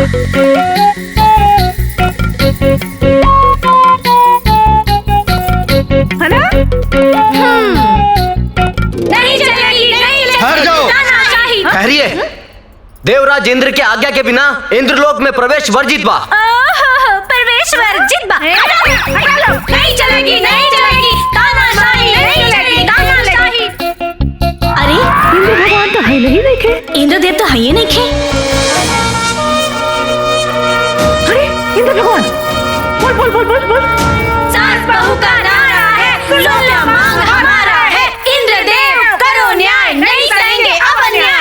अभी हंगामा काहे होता? ऐसे कि स्वर्ग लोक पे हमनी के साथे अन्याय होता। नहीं सहेंगे, नहीं सहेंगे, नहीं सहेंगे, नहीं सहेंगे। स्वर्ग लोक में अन्याय असंभव। तोहनी लोगन के तो नर्क लोक में होके के चाहिए। काहे जी? हमने लोगन के नर्क लोक में काहे होके के चाहिए? काहे कि तोहनी लोगन के स्थान नर्क लोक में रहे। अच्छा, तो हमने के एजे काहे के लेवल गए? हाँ। बोली बोली। ये चित्रगुप्त जी के त्रुटि से भइल बा। बनी रहुआ असली पॉइंट पे। तो जब गलती चित्रगुप्त जी के बा, तो हमनी के सजा काहे मिली? बोली बोली। हम तीनों जने सोच विचार करके फैसला कैले हई कि हमनी के नर्क लोक नहीं जाए के। नहीं सहेंगे, नहीं सहेंगे। अब अन्याय नहीं सहेंगे। जिसकी गलती उसे सजा दो। चित्रगुप्त को जेल भिजवा दो। हम जीवों को नहीं सताओ। चित्रगुप्त को शीघ्र हटाओ। ये अनुचित है। ये उचित बा। अरे तू लोग तो स्वार्थी जीव बाड़ा। हमनी के देवराज इंद्र से विनती करके तोहनी लोगन के स्वर्ग लोक के सुख देनी सन, परंतु तू लोग आज दानव के जैसन हमनी के साथ छल कैलू। अरे रूपवती, और जन हमनी लोगन के संगे होता, रउआ लोगन के नइखे लौकत बा का? अरे जे जौन करी उहे नु भरी। एहो उर्वशी, हमनी के स्वार्थी कहतारू। अरे धरती पे 3-3 दिन बिना अन्न जल के देवता लोग खातिर उपवास करीले। का देवता लोग हमरा खातिर उपवास करीले का हो? ए मेनिका जी, अरे हमनी के स्वर्ग के सुख दे के कोनो एहसान नहीं को कइले बुझालू। अरे जब हमनी के स्वर्ग में स्थान मिलल बा, तो सुख तो देवही का होई। अरे इंद्रदेव जी, ये न्याय और अन्याय के बीच का लड़ाई हो। ये सब तो असत्य के बीच की लड़ाई हो। जब तक हमनी के न्याय ना मिली, झगड़ा जारी रही। नहीं सहेंगे, नहीं सहेंगे। अब हम अन्याय नहीं सहेंगे। स्वर्ग वालों हो सावधान, निकल पड़ा है अब इंसान। नहीं चलेगी, नहीं चलेगी। अब मनमानी नहीं चलेगी। न्याय होगा, न्याय होगा। अब हमारे साथ न्याय होगा। नहीं चलेगी, नहीं चलेगी। अब मनमानी नहीं चलेगी, नहीं चलेगी, नहीं चलेगी। अब अन्याय नहीं चलेगी। अब का हुई इंद्रदेव? उर्वशी, हमरा के तो लगत बा कि हमार इंद्रासन संकट में बा। काहे से कि मानव अपना रौद्र रूप में आ गइल बा। अब आपे लोगन के ई दानव प्रवृत्ति वाले मानव के समझावे के पड़ी। जो आ गया प्रभु। नहीं चलेगी, नहीं चलेगी। तानाशाही नहीं चलेगी, नहीं चलेगी। तानाशाही नहीं चलेगी। हर दम यही कहना है, स्वर्ग में हमको रहना है। यही बना के आएंगे, स्वर्ग से हम जाएंगे। सास और बहू की जोड़ी अब नहीं जाएगी कोई। हे देवी, हमनी के इंद्रदेव से ई आदेश मिलल बा तोहरा लोगन के मन स्थिति जाने के। अपन परिस्थिति स्पष्ट कर लोग। तोहनी लोगन के का मांग बा? मेनका जी, मन स्थिति ना एकदम खुला किताब बा। मांग एकदम क्लियर बा। का दुश्मन बा? हाँ दुश्मन हो। ए मेनिका जी, हमनी के बहुत कुछ ना चाहे। हमनी के सास पतो आ देवरानी जेठानी के ना इस स्वर्ग के कोनो कोना में ना एक छोटा सा घर चाहिए। और साथ ही ना राशन पानी बर्तन बनाए खाए खातिर। और यदि ये सब ना मिलल तो तब पूरी करो हमारी मांगे पूरी करो। अंतिम दम तक होगी लड़ाई, स्वर्ग में अब होगी लड़ाई। अरे तू लोग कितना रंग बदला ताड़ू हो? हमनी के धरती पे एक ही प्राणी गिरगिट बनौनी सन, और तू लोग गिरगिट से भी 4 कदम आगे निकल गई हो। और काल तक तो सास बहू में शत्रुता रहे और आज मित्रता हो गई। अब तू हमनी के साथ पतों में बोले वाली हो केलू के हो? कनका से तोहन लोगन का तारीफ का कर देली, हैं? चढ़ गइलू कपारे पर नाचे लगलू लोगन। अरे तोहन लोगन तो हमरे पतोइया के गोड़वा का धोनो नहीं है बाड़ू हो। देखा था चटक लिपस्टिक लगा के लक लक लक लक चमकत बाड़ी सन हो। हैं? अरे तोहन लोगन के गतिया पर ना हमरे पतोहियन के बैठे के चाहिए। लाखों में एक बाड़ी हमार बहुरानी लोगन। बड़ी ऐली नाते। ए दुष्ट प्राणी, तोनी के स्वर्ग लोक के अप्सरा के अपमान कइले बाड़ू सन, एकर दंड अवश्य मिली। अरे क्या बड़ी दंड देवे वाली भइल बाड़ू? चला सन। पूरी करो हमारी मांगे पूरी करो। पूरी करो हमारी मांगे करो। शांत देवियों शांत। अपना क्रोध पे काबू रखा लोग। ना इंद्रदेव, ई मृत्यु लोक के तुक्ष जीवन आत्मा स्वर्ग के अप्सरा के अपमान कइले बाड़ी सन, अपन हर धर्म के चरम सीमा पार कइले बाड़ी सन। ई अपमान के घूंट पी के अब हमनी के एक पल भी इंद्रलोक में नहीं रह सकत। हाँ देवियों, तोहनी लोगन के अनुपस्थिति से ई इंद्रलोक एकदम सूना हो जाई। अपना मन से इस साधारण मानव के प्रति ई दुर्भावना त्याग डालो। असंभव इंद्रदेव, जब ले निर्लज्ज प्राणी स्वर्ग लोक में रहिए सन, हमने ये स्वर्ग लोक के त्याग करनी सन। डैडी, डैडी हमारी बात सुनी। इंद्रलोक में बहुत बड़ा संकट आइल बा, ठहर जाए लोग। पहले तो स्वर्ग लोक पर केवल दानों से भय रहा, अब तो मानव से भी भय हो गइल बा। नहीं चलेगी, नहीं चलेगी तानाशाही, नहीं चलेगी, नहीं चलेगी, नहीं चलेगी तानाशाही, नहीं चलेगी। रुका लो। काहे रुकवा लगन हो? यम लोग है, यम लोग। हाँ तो हम का कहने की हमार नैहर है। हमके यमराज जी से बात करेगा। हटो लोग, दुश्मन पार्टी लोग आगे बढ़ो। नहीं चलेगी, नहीं चलेगी, गुंडागर्दी नहीं चलेगी। नहीं चलेगी, नहीं चलेगी, नहीं चलेगी, अपमानी नहीं चलेगी, नहीं चलेगी, नहीं चलेगी, गुंडागर्दी नहीं चलेगी। ये जुर्म है, ये अत्याचार है, ये कैसी सरकार है। अरे मूर्ख मानव लोग, इतना भी नहीं खिजानत कि यमलोक में मानव के प्रवेश वर्जित बा। अच्छा जी, काहे वर्जित बाजी? हां, रउआ लोगन के जबे मन होला तबे हमरे धरती लोग पे टपक पड़ी लजा। हां, तो हमनी के काहे नहीं किया सके जा? बोली बोली। हाँ, इतना नियम कानून बा तो काहे ना बाहर ये बोर्ड लगवाते हैं निहा कि अंदर आना माना बा। ए यमराज जी, सबसे पहले ना ई चित्रगुप्त जी के हटाई। वो कहा कि तारा लफड़ा के जड़ बा ना इहे रानी, और सगरो काम ना इनका वजह से ही गड़बड़ाइल बा। चित्रगुप्त जी गद्दी छोड़ो, गद्दी छोड़ो, गद्दी छोड़ो, गद्दी छोड़ो। चित्रगुप्त जी इस्तीफा दो, इस्तीफा दो, इस्तीफा दो, इस्तीफा दो, इस्तीफा दो। चित्रगुप्त को रिटायर करो, रिटायर करो, रिटायर करो, रिटायर करो, रिटायर करो, रिटायर। अब अगर तू लोग और हुड़दंग मचैलू तो तोहनी के नरक के कठोर से कठोर यातना दिहल जाई।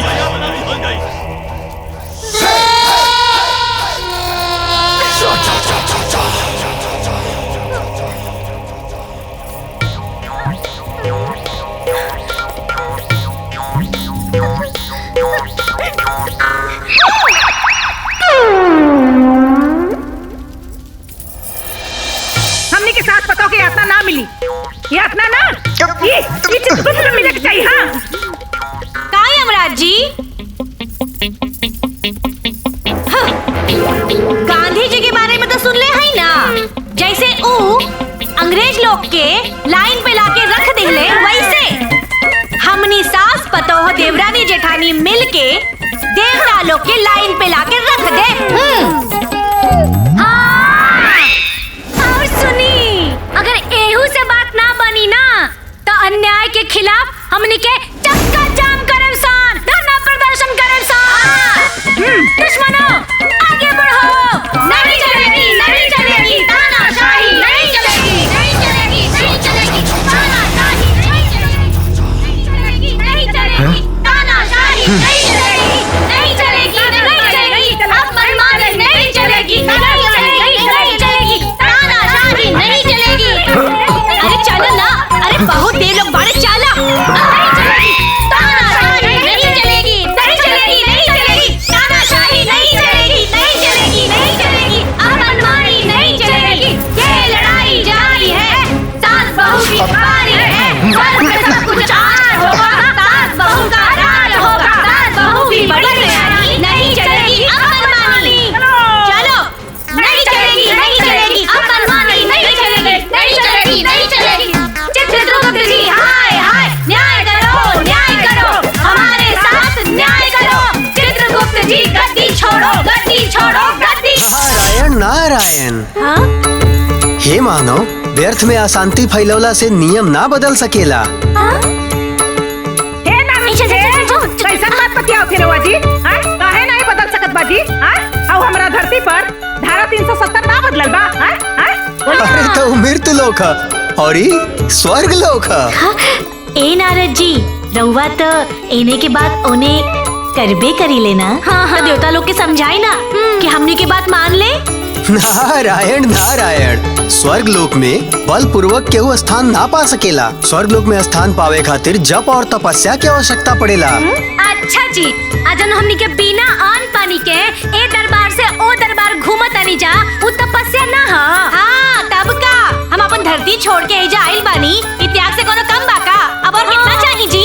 अरे मंद बुद्धि लोग, वर्षों वर्ष तपस्या करे पड़ेला। वर्षों?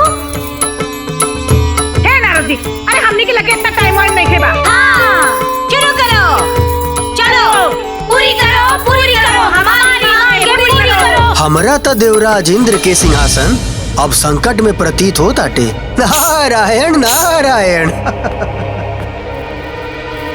हे देवराज, ये तीनों जीवात्मा तो स्वर्ग लोक खातिर चिंता के विषय बन गए बाड़ी सब। हाँ देवराज, हम तो कहा था नहीं वो लोग के दंडित कइल जाओ। अपना क्रोध पे काबू कर अग्निदेव। वो मानव लोग है, दानव ना। बाकी मानव लोग के कर्म था दानव से भी निम्न स्तर के बात देवराज। चंद्रदेव बिल्कुल सत्य कहत बानी देवराज। हमनी के देवता ना मृत्यु लोग के मानव समझ ले वालो। नारायण नारायण नारायण। प्रणाम देवर्षि। वायुदेव के कथन पूर्णतः सत्य बाटे। हाँ, हमरा भी ये लोग से मिलके ये आभास भइल बाटे। आपके का विचार बा देवर्षि? देवराज इंद्र, रहुआ कुछ करी ना तो महत्वाकांक्षी लोग के महत्वाकांक्षा इस स्वर्ग लोग के पूरा न्यू हिला दी। हाँ, कुछ करी देवराज, कुछ करी। ऐसा बात तो ठीक बा।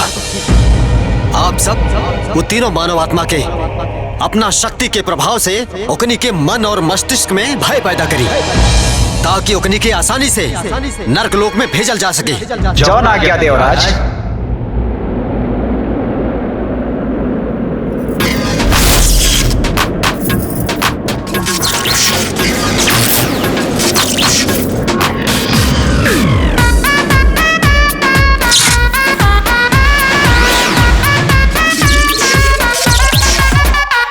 के स्वर्ग में खूबे दंगा लेके देवता लोग से पंगा।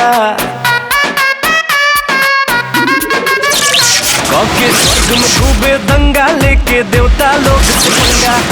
आफत में बाजान बालोग बुरा हाल में। अरे सास बहू फंस गई, अरे सास बहू फंस गई देवता लोग के चाल में। अरे सास बहू फंस गइल देवता लोग के चाल में।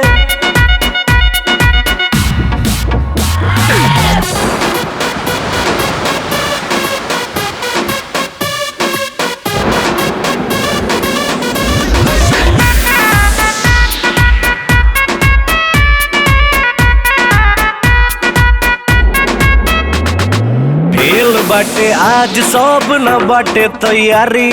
सास बहू के ऊपर आज देवता लोग बा भारी। स्वर्ग लोग पड़ गइल फड़ा में।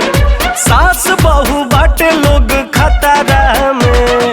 लागल सब देवता लोग कमाल में धमाल में।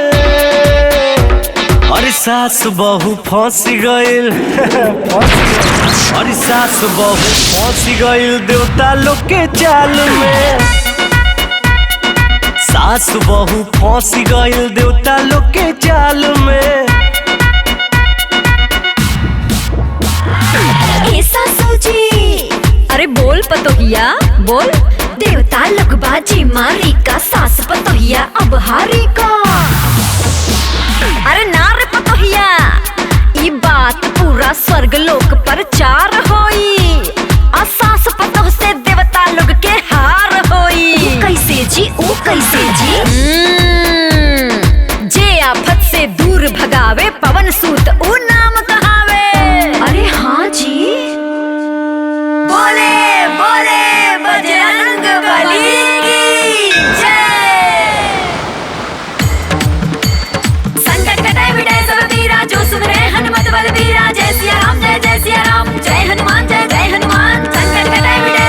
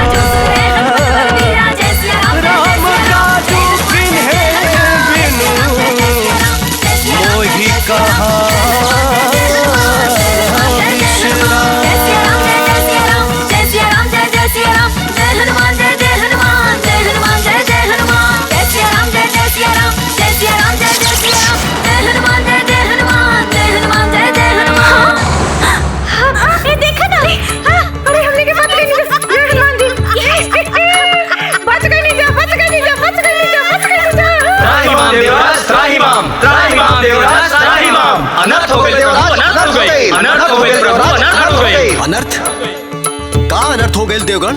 कदाचित जौन संभव ना रहे वो संभव हो गए देवराज। अर्थात वो दोनों साधारण मानव नहीं थे प्रभु। ये कैसे प्रतीत भइल? हमनी के शक्ति के प्रभाव भी वो सब पे असफल हो गई। कहीं ओकनी के लगे असुरी शक्ति तो नहीं थे। नारायण नारायण। प्रणाम देवर्षि। देवराज इंद्र, अत्यधिक चिंता के की आवश्यकता नहीं के। वो लोग भी साधारण मनुष्य है और स्वयं पवन पुत्र हनुमान उनका रक्षा करता ने। हनुमान? हाँ, भ्रमण करत हम स्वयं अपनी आंख से दिखले रहनी। लेकिन वीर हनुमान हमने के साथे ऐसा काहे कहले देवर्षि? अब एकर उत्तर तो स्वयं हनुमान जी ही दे सके ने। महावीर हनुमान के हमार बुलावा भेजल जाओ और हाँ, वो तीनों मानव के हमरे समक्ष उपस्थित किया जाओ। जय श्री राम।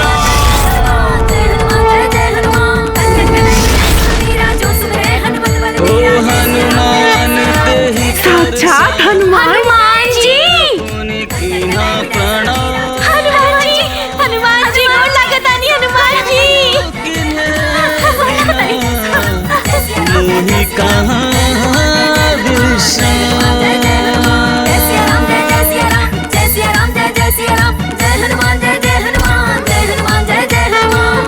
सब देवगण के श्री राम भक्त हनुमान के प्रणाम।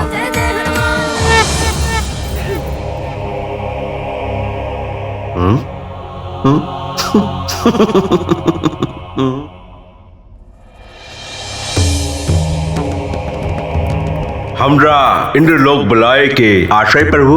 हनुमान जी, आज रहुआ ये ना समझ उपद्रवी और बुद्धिहीन मानव के कारण सब लोगन के देव शक्ति के उपहास उड़ौनी।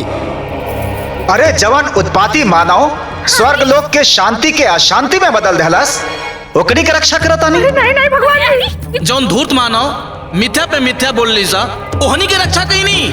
जौन उदंड मानव हमनी देवगण के मूर्ख समझे के भूल कैली, ओखनी के रक्षा कहीं नहीं। जौन भ्रष्ट बुद्धि स्वर्ग लोक में उपद्रव मचैली सन, ओकनी के रक्षा कहीं नहीं। जौन कर्महीन मानव स्वर्ग लोक के नर्क लोक में बदले के कोशिश कैलक, ओकनी के रक्षा कहीं नहीं। हनुमान जी, ये तीनों उपद्रवी हमार गदा हमार यमफास के स्पर्श करके उपद्रव मचौली। रहुआ ओकर रक्षा करता नहीं। मनुष्य हो के स्वर्ग लोक में अप्सरा के अपमान करनी सर। अरे ऐसा दुष्ट आत्मा के तो रहुआ के दंडित करे के चाहिए। दंडित करे के चाहिए, दंडित करे के चाहिए। बोलो ना कुछ, बोलो ना। अरे नहीं हनुमान जी। अच्छा जी, अब हम पूछनी है। रउआ सबे पार्टी बना के हमनी के खिलाफ हमारे हनुमान जी के भड़कावत बानी जा। हाँ, ए इंद्रदेव जी, वाह वाह, बहुत बढ़िया। हाँ, ए इंद्र भगवान, रउआ हमनी के गलती तो हनुमान जी के बता दिले, बाकी आपन गलती भी बताई लोग। सुन ली हनुमान जी, के सच बा के गलत बा। हाँ, कबो हवा फेंकता लोग, कबो पानी फेंकता लोग, कबो आग फेंकता लोग। रउआ बताई ई कोनो बात भइल? एकदम सही बोलू हैं? ये सबे मिल के हमनी के मुआवे के कोशिश कर पालन त कौनो बात नहीं खे।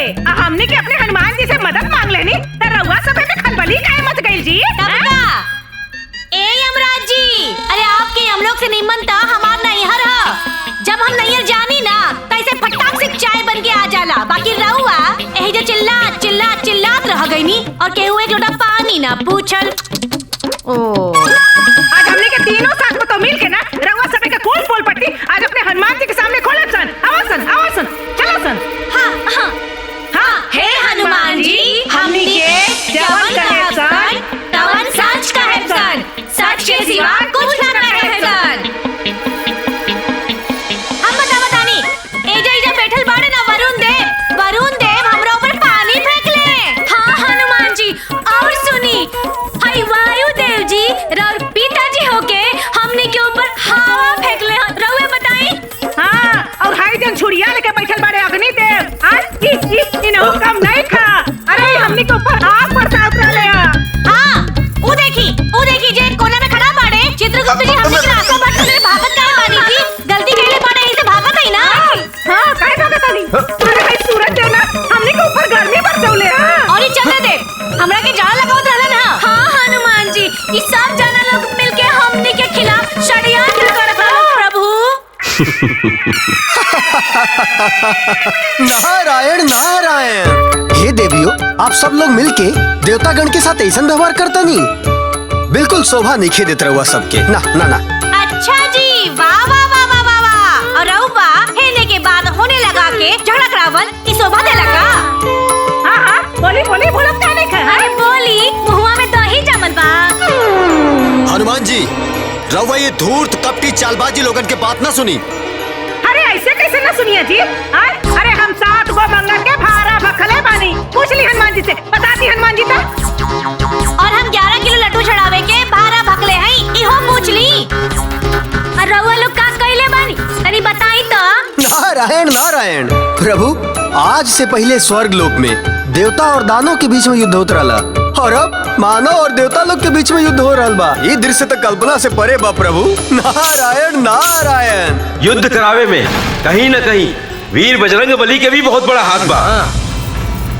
हे समस्त देवतागण, हमके क्षमा करी, बाकी हम तो अपना प्रभु श्री राम के वचन से बंधल बानी।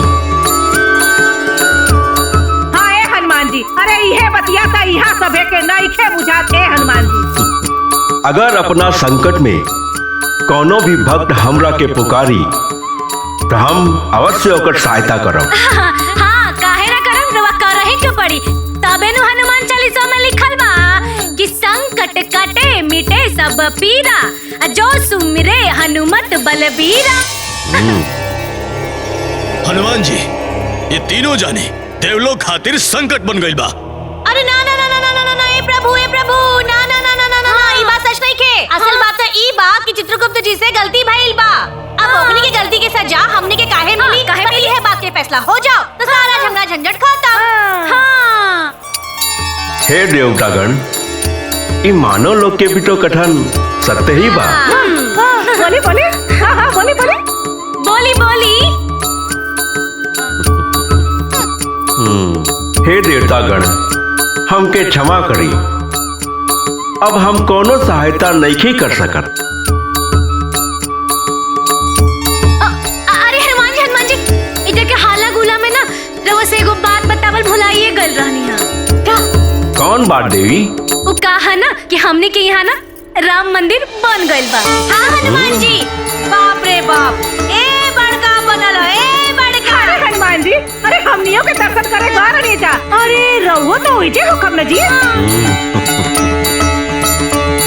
जय श्री राम। जय श्री राम, जय श्री राम। अब होई दूध का दूध और पानी का पानी।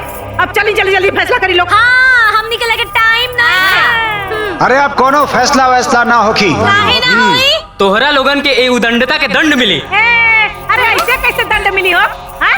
हलवा हा का? अरे ऐसे कैसे देबा लोगन?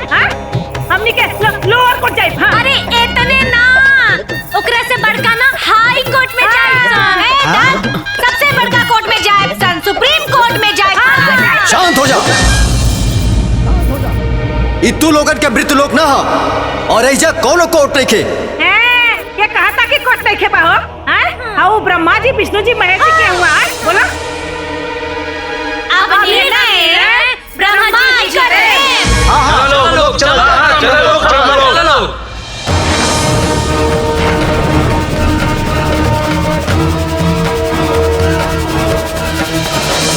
ओम ब्रह्मणे नमः। ओम ब्रह्मणे। धीरे धीरे चल रहे। पिछोड़ पिछोड़ आगवा खा जाती। ब्रह्मदेव दर्शन दी, दर्शन दी, ब्रह्मदेव दर्शन दी, दर्शन दी, ब्रह्मदेव दर्शन दी।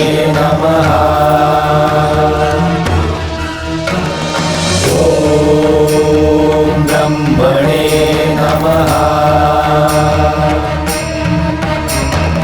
ओम नमो विशुद्धचेतसे स्वरूप रूपाय सहस्रबाहवे सहस्रश्री प्रभवाय वेधसे विशाल देहाय विशुद्ध कर्मणे।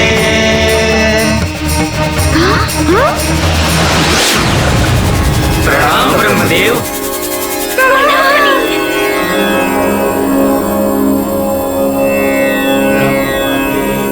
का बात बा देवगण, मुखमंडल पर चिंता का है? हे परमपिता, ये तीनों मानव आत्मा स्वर्ग लोक में आकर के एक मिनट पहले रउआ लोग ही बताई कि रउआ लोग ब्रह्मा जी से का कनिया हमने क्या कुछ समझ में ना आयल। हाँ, तुका बोल के ब्रह्मा जी के अपन पार्टी में ले ले लोग तो सारा काम गड़बड़ा जाए ना। हाँ, यही से पहले रउआ लोग ये बताई कि ब्रह्मा जी से का बोलनी है, तब बात आगे बढ़ी। हाँ। नारायण नारायण, अरे हमनी के ब्रह्मदेव की स्तुति कहनी है जमानो। हाँ, तो हमनियों के पहले स्तुति करल जाए। हाँ, तब बात शुरू हुई। हाँ। हे ब्रह्मदेव, हमनी से जवन गलती सही होई ओकरा के माफ करी और हमनी के साथ इंसाफ करी। प्रभु, चित्रगुप्त जी से त्रुटि भइल बा। अरे ना, आपन बाद में कहीं, पहले तो हमनी के शिकायत दर्ज करवाई सन। हाँ। का कष्ट बा मानव?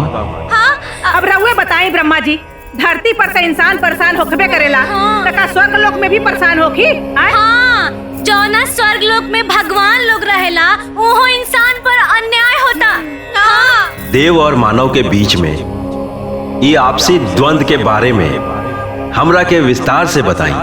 हे प्रभु, ये तीनों दानव प्रवृत्ति वाला मानव स्वर्ग लोक के गरिमा के रौंद के देवगढ़ के खिलौना बना देने वालों।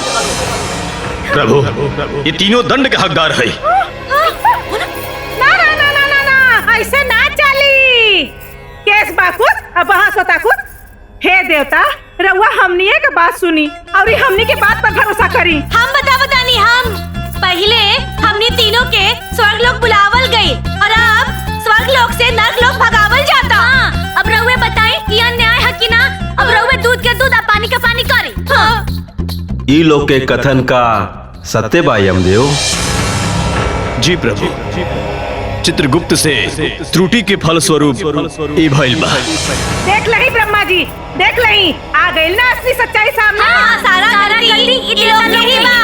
हे देवगण, ई समस्या के समाधान महादेव जी ही कर सकेले।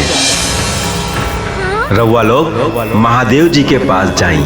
नारायण नारायण, अब सब देवतागण लोग कैलाश पर्वत चली। प्रणाम ब्रह्मदेव। कैलाश पर्वत। जय हो ब्रह्मा जी।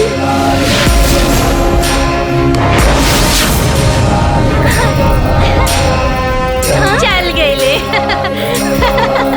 चली भगवान जी। अरे भगवान जी कहाँ गए? सब लोग कहाँ बटे? अरे चल ओरे चल दादा। कहाँ चल लोग? अरे यहाँ के तो देवता लोग हमने से बिना बतौले पुर हो गई। आए हो दादा, आप का होई?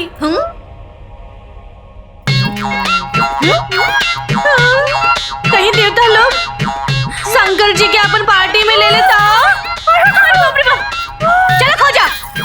अरे दुश्मनवा, ओइसे चलो। अरे बाप रे बाप, का हो गया? यही जाना। ओही जा, चलो ओही जा। हाँ, ओही जा चलो। एक बुढ़िया जल्दी से चलो। चलो जल्दी।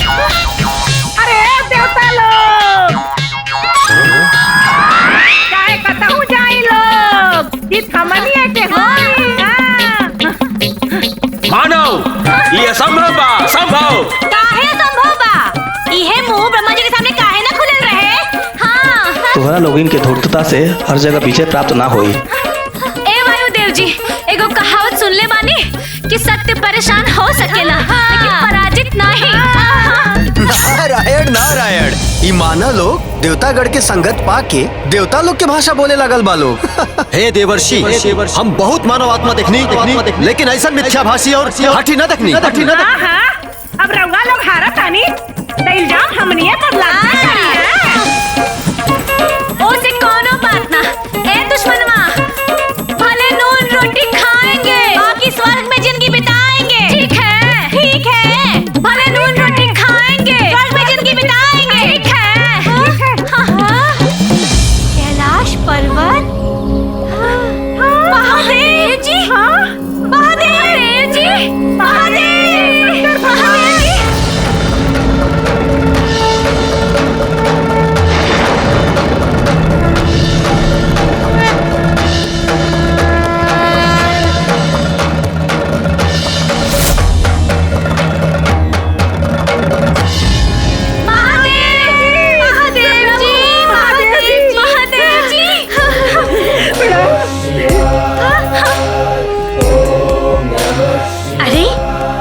जी भी बाड़ी। अरे बाप रे बाप, पार्वती जी। ऐसा तो पार्वती जी भी बाड़ी दुश्मनवा। अरे हम सपना में देखो तनी काहे दादा। गोड़ लगा तनी पार्वती जी, गोड़ लगा तनी। हे महादेव, हे देवी पार्वती, हम देवगण के प्रणाम स्वीकार करी। हे नीलकंठ, हमनी विकट समस्या में पड़ गए बानी सन। अरे एक मिनट, अरे रउआ लोग तो रोजे मिलत जुलत रहिले। अरे हमनी के बातचीत कर रहे वेदी ना। हे भगवान जी, हमनी के ना शंकर भगवान के फोटो में ही देख ले रहनी जा। आज साक्षात दर्शन हो गइल हो दादा। तब पहले हमनी के पूजा पाठ कर लेवे दिलो, ओकरा बाद कोनो बातचीत हो। अरे मनुष्य लोग, ये मृत्यु लोग ना हो। अरे युवराज जी, रवा तो चुप्पे रही जी। जी देवता होके पूजा पाठ में अड़ंगा लगावता नहीं। हाँ, इंद्र भगवान, अब ना सच्चे मन से हमने की पूजा में भाग ली बस। हाँ, नमः पार्वती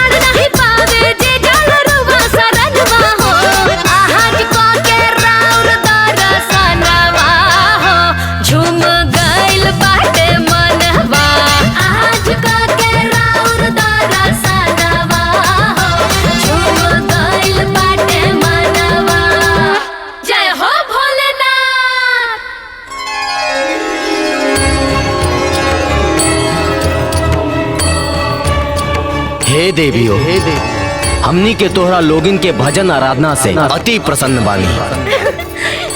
बोला बोला बोला, का चाहे तोहरा लोगन के? ऐसा मत करी, ना तो बहुत बड़ा अनर्थ हो जाए महादेव।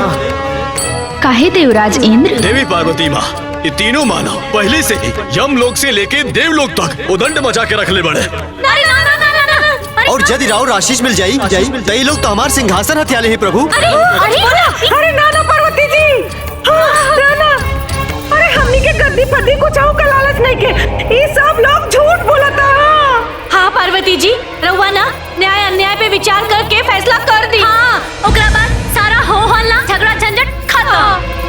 आखिर का निर्णय करेगे बा? हे शंकर भगवान, जान जाए जे पहले ये लोग हमने के स्वर्ग लोक ले आई। और फिर कहा था कि चित्रगुप्त जी से गलती हो गई, अब नर्क लोग जा। हाँ, रउए बताई चित्रगुप्त जी गलती कइले और सजा हमनी के काहे मिली? हे शिव शंभू, ई लोगन के तर्कहीन बात और दुष्टता से हमनी परेशान हो गइल बानी सन। इंद्रदेव नारी के सम्मान करी। सम्मान? ए दादा, सम्मान उम्मान ना। ई लोग हमनी के बहुत दुख देले बाड़े। ए मोटा मोटा पेड़ी हमनी के हाथ में लगोले बाड़े। अरे पार्वती जी, अरे जान जाए जे जब इतनियों से मन ना भरल तो ये सब लोग मिल के हमनी के आग से, पानी से, हवा से, बयार से सतावल लोग हैं। ई लोग हमनी के भक्त हैं। देव अपना भक्त साथे ई देवता लोगन के ऐसन व्यवहार सुन के हमके बहुत तकलीफ भइल नाथ। हाँ ए पार्वती जी, अरे एगो रहुए बानी जौन इतना बड़का स्वर्ग लोक में हमनी के दर्द बुझले बानी, बाकी सब लोग तो दुश्मने बा। पार्वती जी जय हो, महादेव की जय हो। गलत करे वाला के दंड मिले के चाहिए महादेव, चाहे वो देव होखे या मानव। ई का हो रहल बा प्रभु? देवी पार्वती के समझाई और हमनी के मदद करी महादेव, मदद करी हमनी के। यदि रउआ अपन भक्त लोग के मदद नहीं कर सकत तो ई देवता लोग के भी मदद नहीं कर सकत, अन्यथा हम रुष्ट होके ई कैलाश के छोड़ के चल जाए। हे देवगण, हम देवी पार्वती के नहीं रुष्ट कर सकत। रउआ लोग भगवान विष्णु के पास जाए। जो आज्ञा महादेव।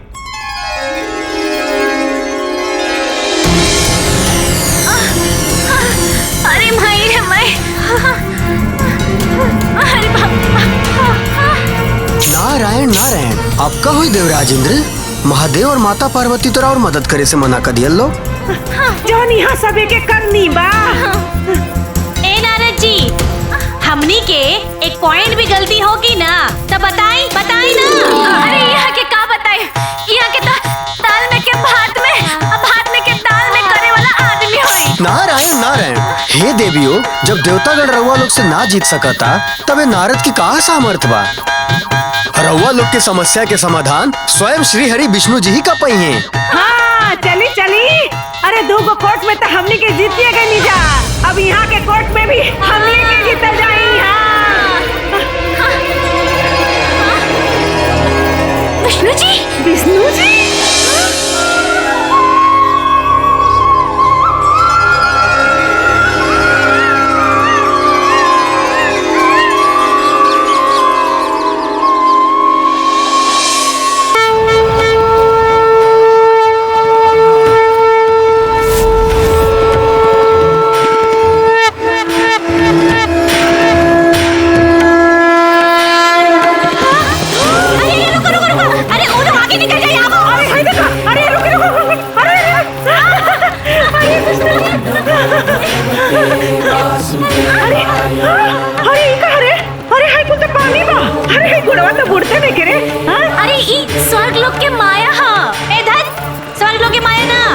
विष्णु भगवान की माया है।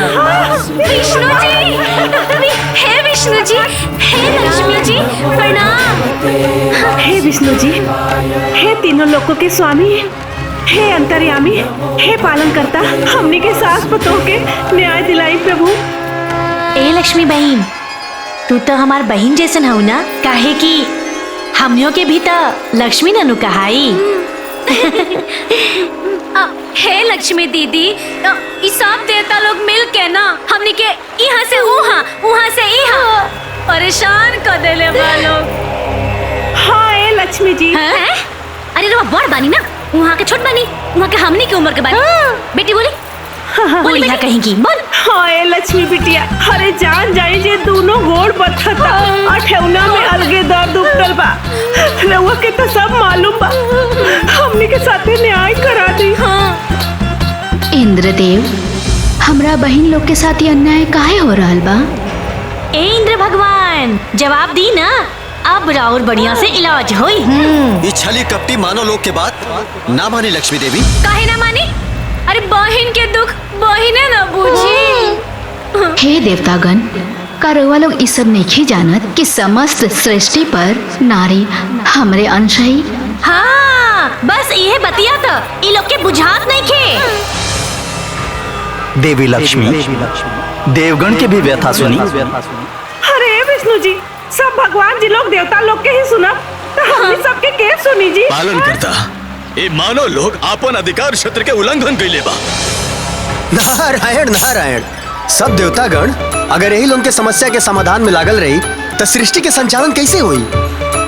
प्रभु अतिशीघ्र ये समस्या के समाधान करी। इतना बड़का स्वर्ग लोक में का हमरा बहन खातिर कोनो स्थान नहीं खे देवराजेंद्र। इस संभव नहीं खे देवी लक्ष्मी। तो रउआ इ लोग खातिर नया स्वर्ग के निर्माण करी प्रभु। हाँ, बढ़िया बढ़िया रही। हाँ। ये असंभव बा देवी। हम अपना बहन लोग के साथे ये अन्याय नहीं देख सकत प्रभु। सृष्टि के क्रियाकलाप में राउर हस्तक्षेप उचित नहीं खे देवी लक्ष्मी। ये कवन बात है विष्णु भगवान? हमार बहन के साथे ऐसन बात ना करे के चाहिए। रउआ देवगन के बात सुनब कि हमार बात सुनब स्वामी? राउर आवेश उचित नहीं खे देवी। रउआ में हट शोभा नहीं खे देत। सृष्टि के संतुलन खातिर जौन हमरा उचित लगी तोने हम करब। रउआ अपन भावना पर नियंत्रण रखी। ठीक बा, अगर ई बैकुंठ में हमरा भावना के कोनो सम्मान नहीं खे तो हम एजा से जात बानी। हाँ? अरे बहन, बिटिया, दीदी, बहन कहाँ चल गई?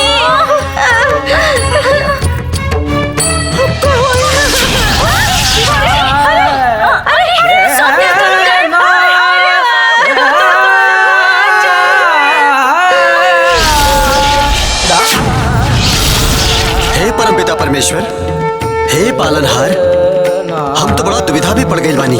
काहे देवराजेंद्र? ई मानव के चलते देवी लक्ष्मी रुष्ट होके बैकुंठ छोड़ के चल गई नी। नारायण नारायण, देवराज राउर चिंता व्यर्थ बाटे। देवी लक्ष्मी कभी भी श्रीमन नारायण के छोड़ के जा ही नहीं सकेली।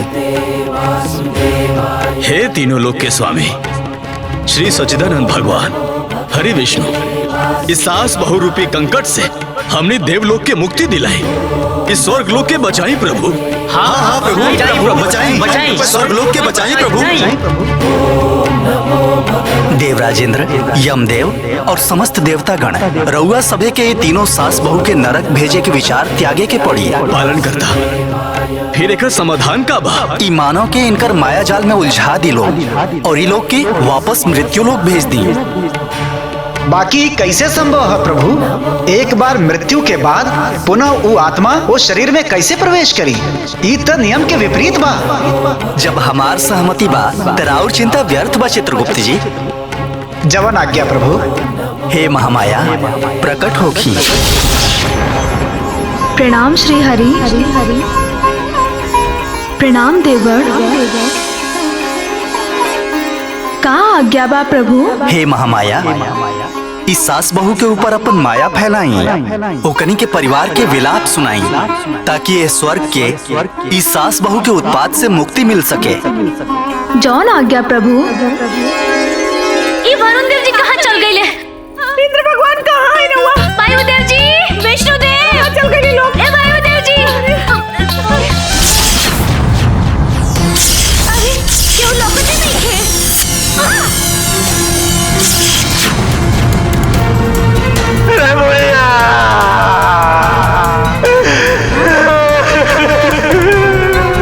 हमके रोवे की आवाज आवता। अम्मा जी,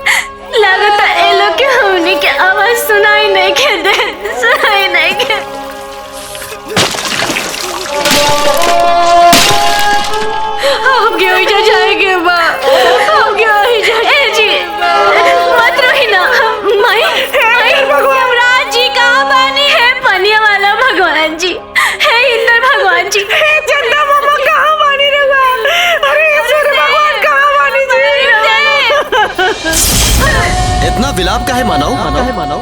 अरे रहुआ देखत नहीं अरे हमारे घरे का पुरानी लोग के तना रोता हमने के कितना चिल्लात बानी बाकी कोई सुनते ही नहीं के। नहीं यमराज जी ये लोग हमने के बात सुनत काहे नहीं के। देखी ना ये लोग रो रो के बुरा हाल हो गइल बा तो हमने के नीचे भेज देना। वो मृत्यु लोक स्वर्ग लोक के आवाज मृत्यु लोक तक ना पहुँचे।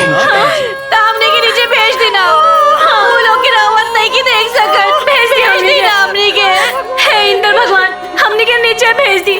देखी ना ये लोग रो रो के बुरा हाल हो गइल बाटे। अब तेलों के शरीर के मुखाग्नि देवे जाता लोग।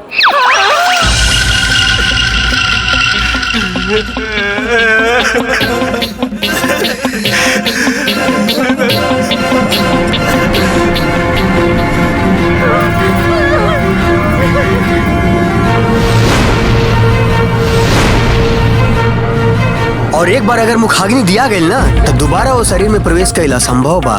रउआ लोग के चिंता कौन बात बाटे? रउआ लोग के तो स्वर्ग लोक में रह बना।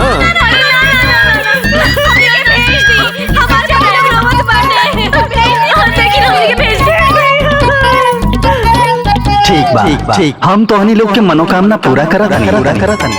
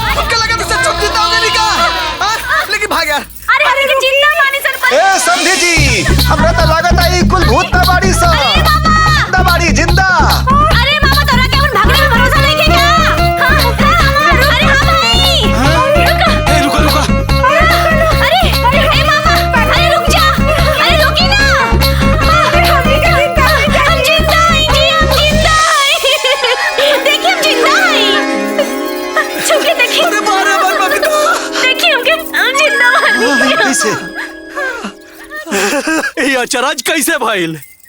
अरे बाबूजी हमरे खुदे न समझ में आता मरल जीव जिंदा कैसे हो सकेला?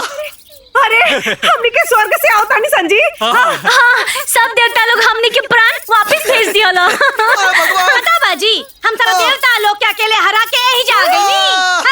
अरे करते हरौली रे स्वर्ग के सुख भोगे वाला बात क्या कल? ब्रह्मा और उसी से झगड़ा क्या कल? अच्छा उनारा बाजी के लगोले रहे और यमराज के गदा के उठाले रहे। दोनों कुछ न कर ले शुरू हो गई। सब हम कर रहे उ जमराज के जब फसवा के उठाले रहे। हां उठाले रही। हां जब फसवा भारी रहे कि गदा भारी रहे। हां ओई जब फसवा से तोर के मुआई डल रहती। बढ़िया पानी के उठाले गदा और फाड़। अरे शांत हो जाओ। अरे भगवान खातिर चुप हो जा लोग।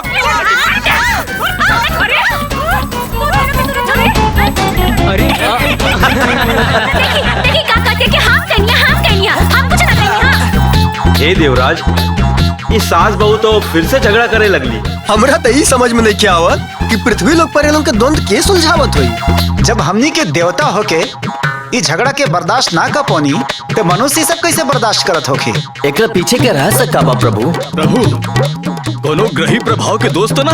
कहीं ऐसा तो नहीं ना कि सास बहू के रिश्ता में कोनो ग्रहण दोष लग गए? देवतागण, जिससे सुख दुख एगो सिक्का के दुगो पहलू होखेला, वही तरह इस सास बहू के रिश्ता भी एगो सिक्का के दुगो पहलू है और ओकरा में खनक तो होखबे करी। झूठी लोग, ये दोनों के दोनों झूठ बोलत तारे सन रउआ लोग से, लेकिन इनके कुछ ना करे सन। आज के हम ना छोड़ब, आज हम कह देते रउआ से, आज के हम मुआ दे, हम आज ना छोड़। उठा के ना दिया, फेंक दे, नहीं चढ़, फेंक लिया, फेंक लिया।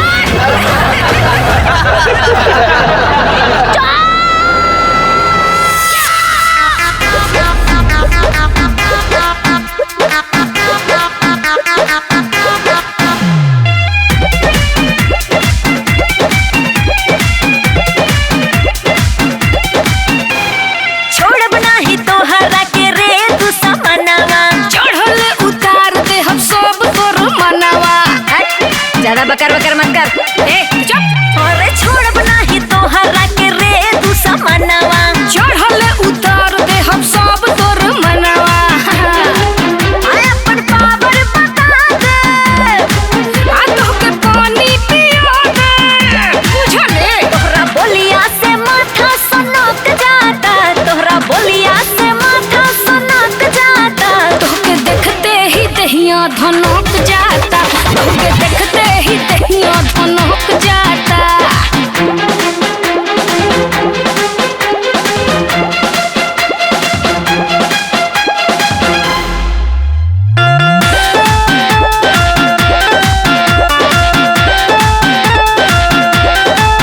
हमरा आगे VIP बना न तू, सुना हमरा कपार पर चढ़ न तू।